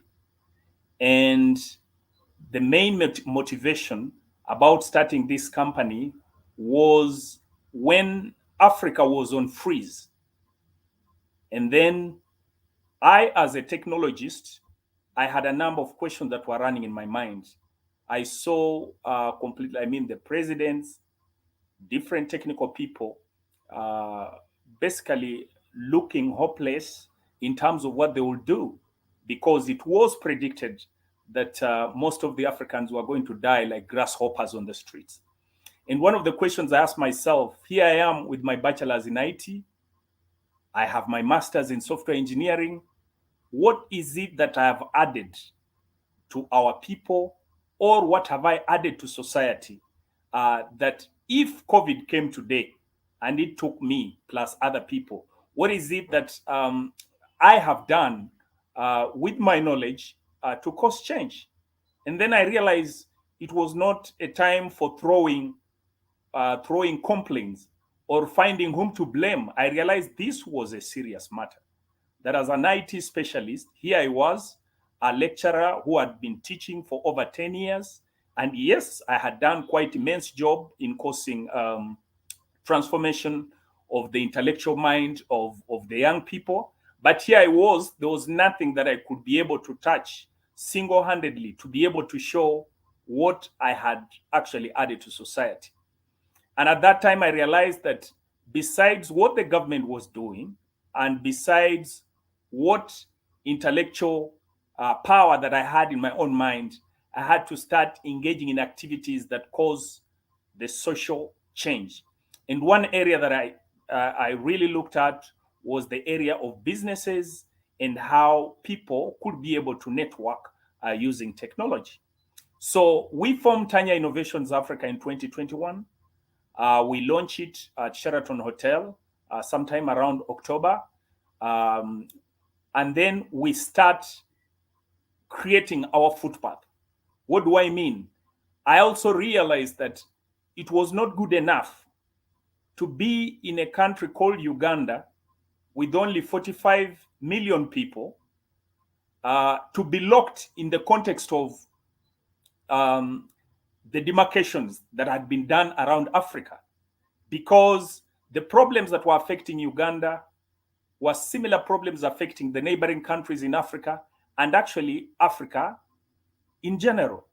But I realized that the borders that were earlier given unto us have given us this false impression of trying to survive within those confines.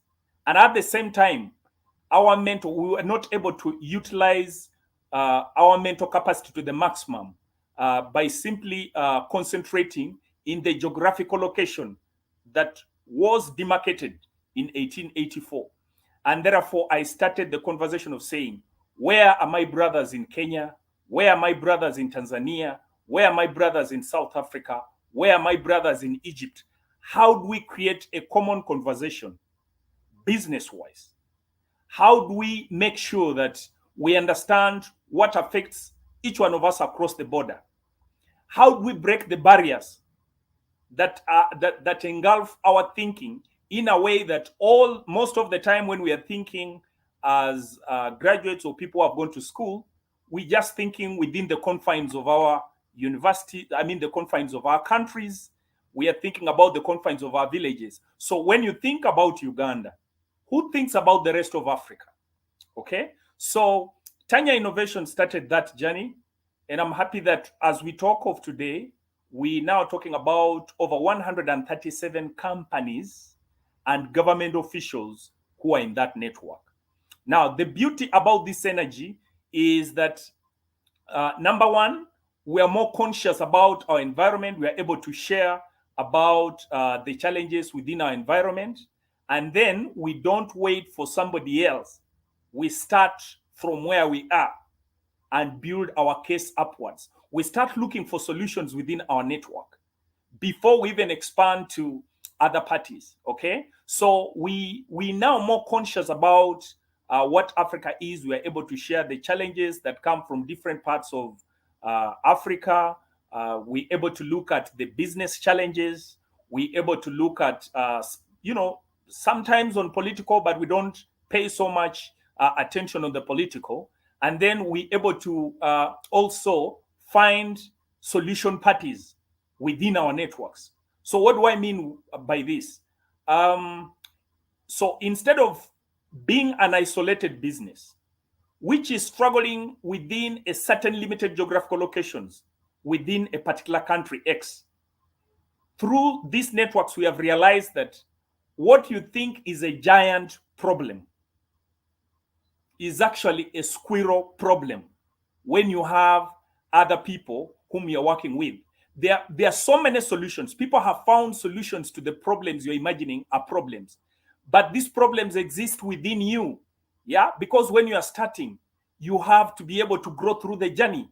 But sometimes you don't have to reinvent the wheel. You don't have to go through this as an individual. When you start climbing the cases through the network, you are going to find people who are better or who are a solution to your problem, and you will find you are actually a solution to their problems. So we have been able to create those networks, and like I've told you, we have formed a network of over 137 eminent persons and CEO of different companies.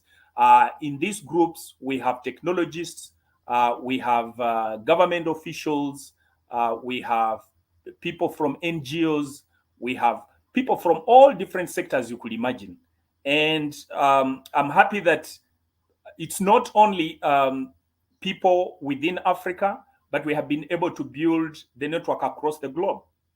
For example, we have partners in Europe, we have partners in Asia, We have partners in the United States of America. Actually, one way of how I was identified to come and participate on this Black Business Network was from a network called US Special Program on Agriculture, okay, by Mr. Mongelio.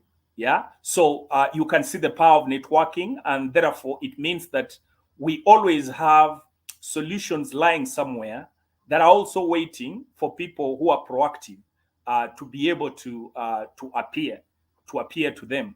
And I think I appreciate Dr. Kelly. I think he was saying that what you're looking for is actually looking for you. That's a very, very powerful statement, because sometimes if you sat in one place, you started imagining your problems from day till evening.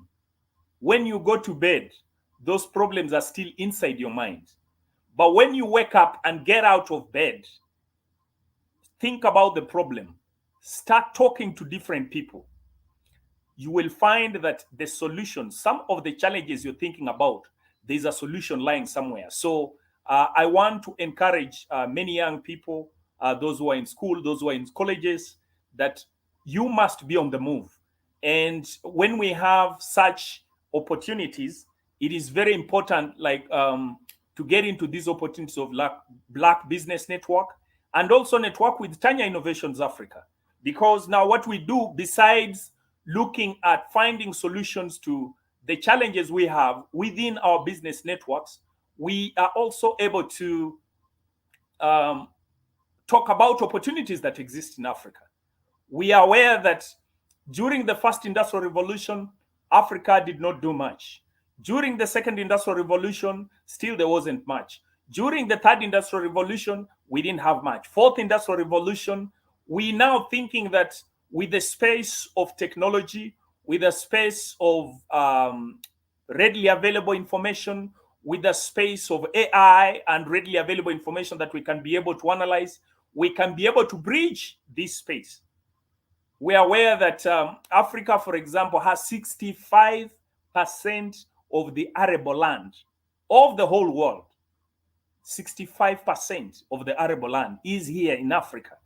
And some of the questions we've been asking, what is it that we can be able to do? What business solutions can we be able to bring on ground to be able to solve these issues? So number one, we say that while we are aware of the opportunities we have, we may not just be able to talk about them. We need to have contacts. We need to have persons that we can activate. And we need to start counting what they are doing, especially in the private sector, to be able to make sure that these solutions become a reality. And one of the strategies that we have applied, we don't just limit ourselves to Africa alone. We've realized that there are quite a number of important or solutions that we could be able to benchmark back in Europe, back in Asia, back in the United States, and we don't still have to reinvent the wheel. So we need to find out what is this that is working somewhere that we can be able to bring back home. As Tanya Innovations, we have made a substantial network with India as a country. Right now, we're signing a contract with one of the skilling councils in India. And how did we come to this skilling council? We found that India, which is relatively closer to Africa in terms of the social structure and the economic, social structure, and in terms of where we've all come from, we've realized that they are making substantial progress in the area of technology, in the area of skills training. So what we've done is that through the networking, we hosted two officials from the Skilling Council of India in Uganda, and we were able to showcase what was happening back here. And when these parties went back to India, we've now made an agreement with the Skilling Council. And in this agreement, they will just be able to bring down on ground the model they have been using to skill the young people and the community back in India, okay? So that we can be able to see how we can also be able to roll the same. Now, that is an example of how networks, how networks are able to help us, or how networks can be able to cause change. Because rather than sitting down and imagining, okay, we are here, we're educated, we shall be able to look at the solutions, it becomes much more easier at benchmarking on best practices somewhere and be able to bring them down on ground. Yeah. Tanya Innovations also has made a substantial network in Asia, especially in Dubai. I personally traveled to Dubai in the month of October.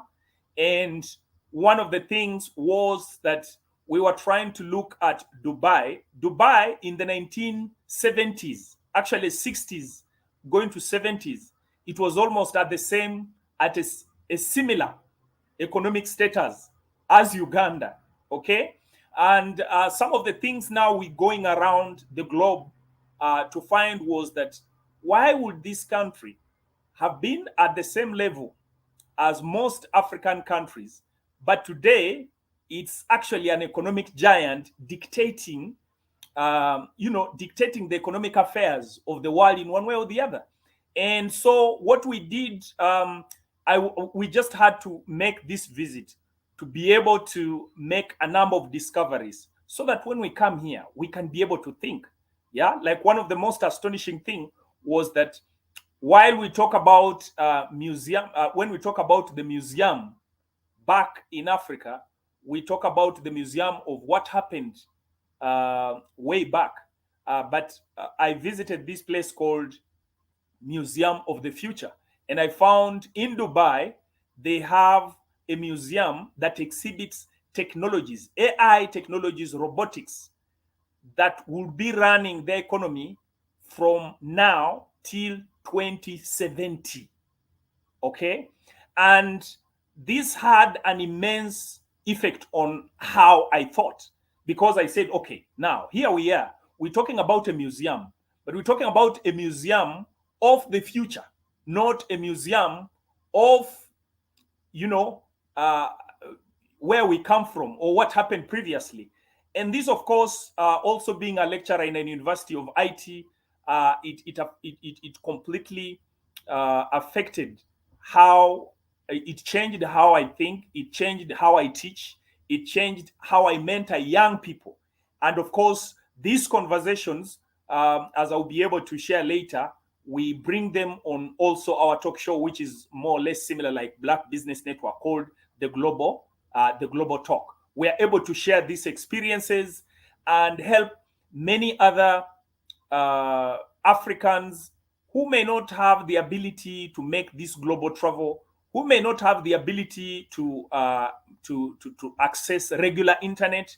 They have one-stop place where they can be able to learn what is happening across the world and also be able to bring it in their lives. So Dubai was such a unique mentorship point in October. And this has also formed a number of chain areas of discussions that we are having with local leaders here. We are having with people who are in entrepreneurial ecosystem and things of the like. Yeah. Now, also Tanya Innovations does a lot of,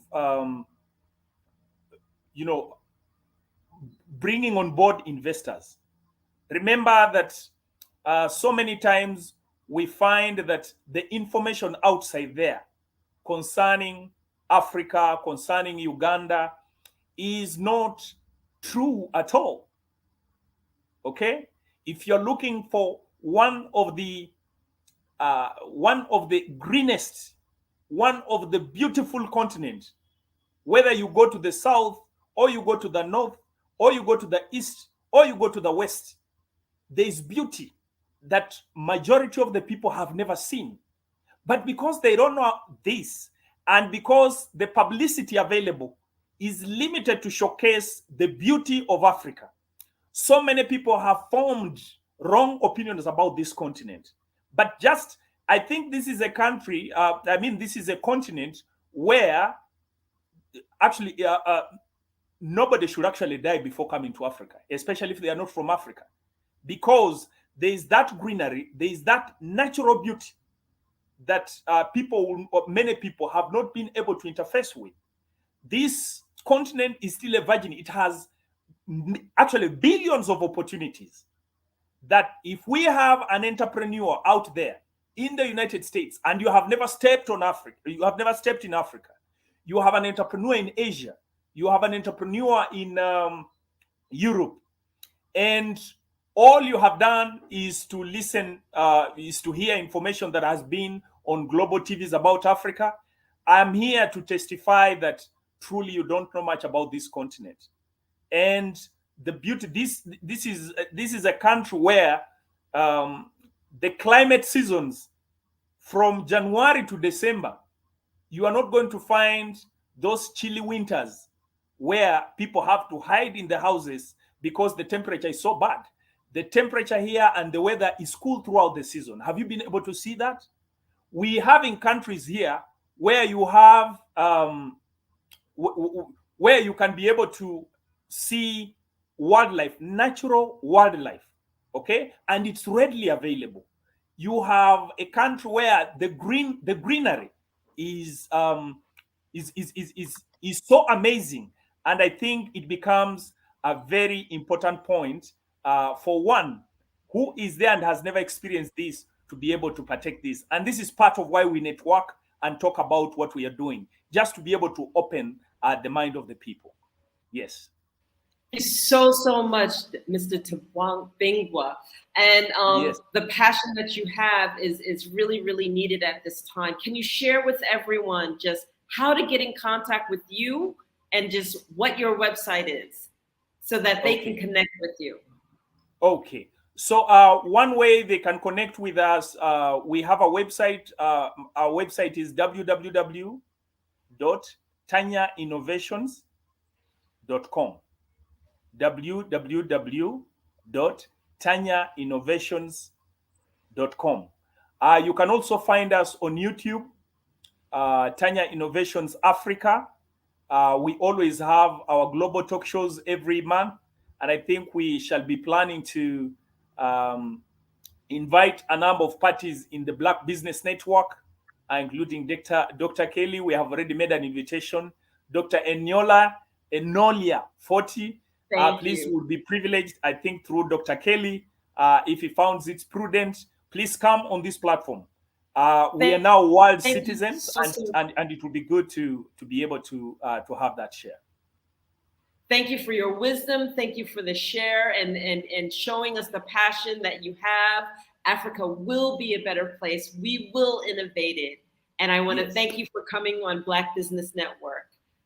Okay. Genius is coming, and I'll see you on the other side. Okay, thank you. Thank you very much, Dr. Enolia. So I want to take this opportunity to promote the scholarship that the Black Business Expo's mission is to raise funds for high school seniors going to college or K through 12 entrepreneurs.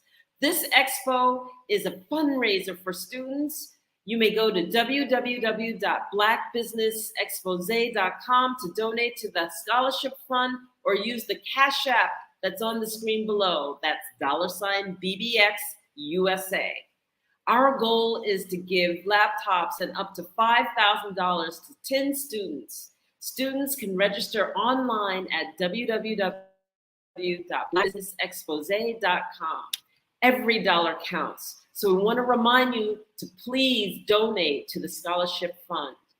We also want to take this opportunity to thank our sponsors for the Black Business Network, the Black Business Expo USA sponsors.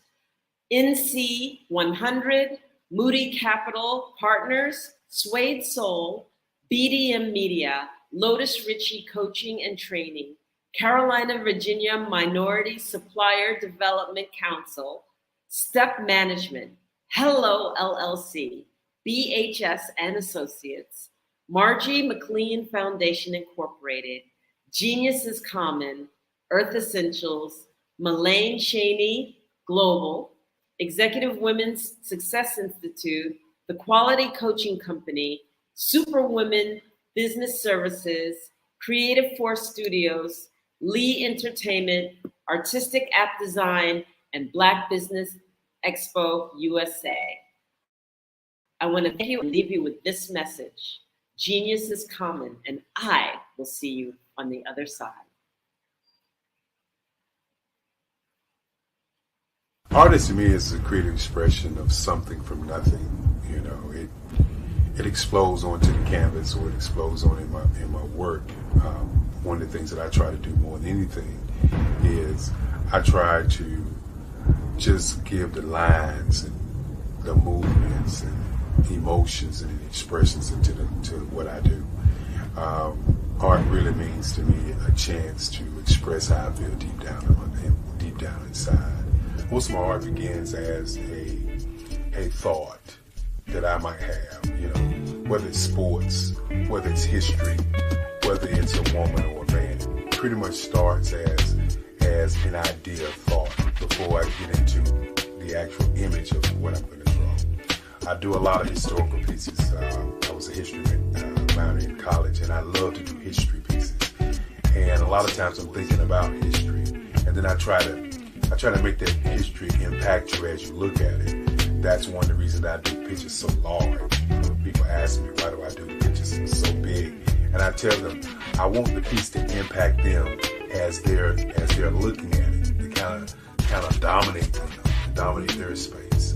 And most of my pieces I try to do off page. I don't try to do anything that's going to be in those four corners, or in a square. And I want your imagination to be a part of the piece that you're looking at.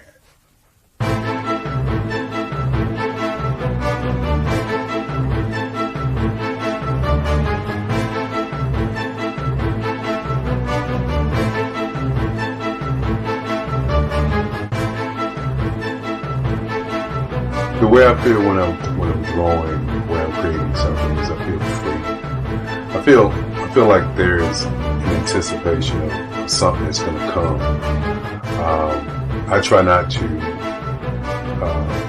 draw first. I try to draw second. And what I mean by that is I try to allow myself to kind of get into the piece and just relax. Sometimes I miss time. I'll draw 2-3 hours, sometimes 4 hours. And while I'm drawing, it's just a free. I just feel free. I mean, I feel like time stands still.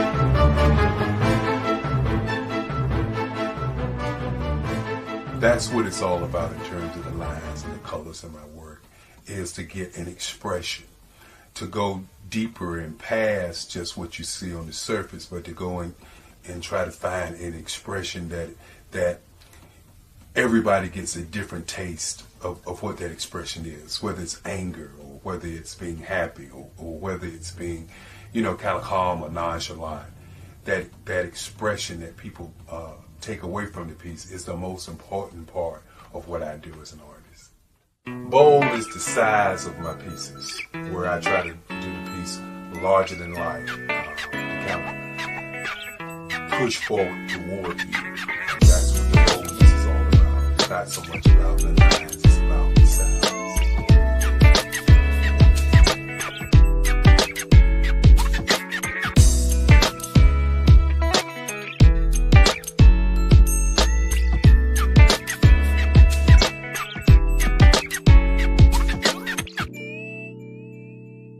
The Face of Change art show is inspired by my mother, but more importantly, it's a historical moment in time as the pieces depict different emotions and expressions of Barack Obama.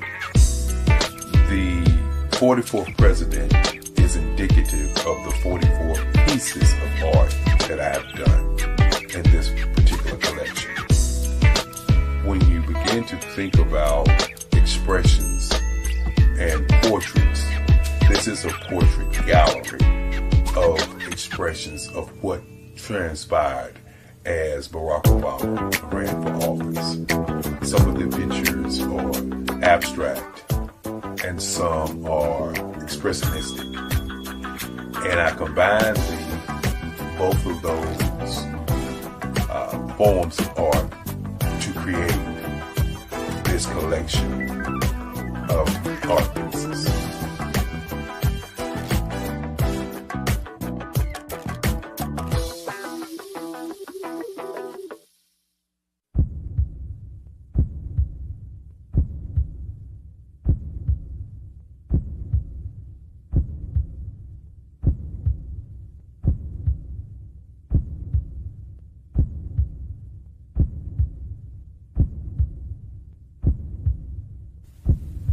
Overcomer,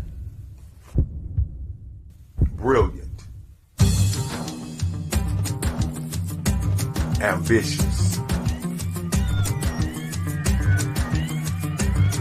motivated, awesome. Obama.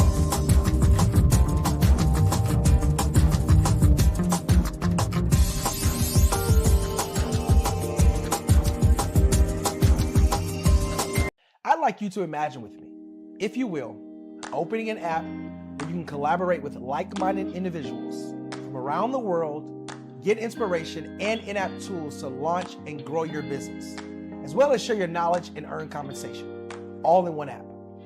Well, the name of that app is Truso, short for Truly Social. Hi, I'm Matthew Newman, the founder and CEO of Truso, a new concept in social media. Truso is designed from the ground up to be a platform that's both social and empowering for all its users. How exactly do we do that? I'm glad you asked. First, Truso brings the world together via video. Psychologists assert that video provides a significantly more effective connection than audio only. When you enter a community on Truso, you're face to face. Second, on Truso, you don't have to have 1 million followers to monetize. Our business model allows all hosts and moderators to monetize, no matter the size of your following, by 1, producing fee-based content, and 2, inviting others to join the platform as subscribers. Even more, Truso has an in-app resource library with over 100 free resources, forms, and documents to help you build your brand and grow your business. Third, Truso is inclusive. The deaf and hard of hearing communities make up 360 million people worldwide. Unlike audio-only apps, Truso embraces this community, providing a networking platform that allows them to participate via video and closed captioning. We even have a deaf and hard of hearing foundation in the works as well. Fourth, Truso is both social and safe. We refer to Truso as a virtual extension of the beauty shop, barbershop, and brainchild of the community. A place where there's laughter, along with wisdom, growth-oriented conversation, and genuine connections in a safe space. Truso even has proprietary security to ensure we maintain a safe environment for everyone. Where are we at now? Truso is live, y'all. We've launched in beta, and we're acquiring users daily. We have an incredible development and marketing team, plus amazing celebrity influencers at the table, helping us spread the word around the globe, beginning within the African diaspora and beyond by creating a safe space for growth, connection, and collaboration. We're truly excited about Truso. We've created something special for which there is a global market. And we invite you to embark on this journey with us as a shareholder. The future for Truso is truly bright. Join us and let's go there together.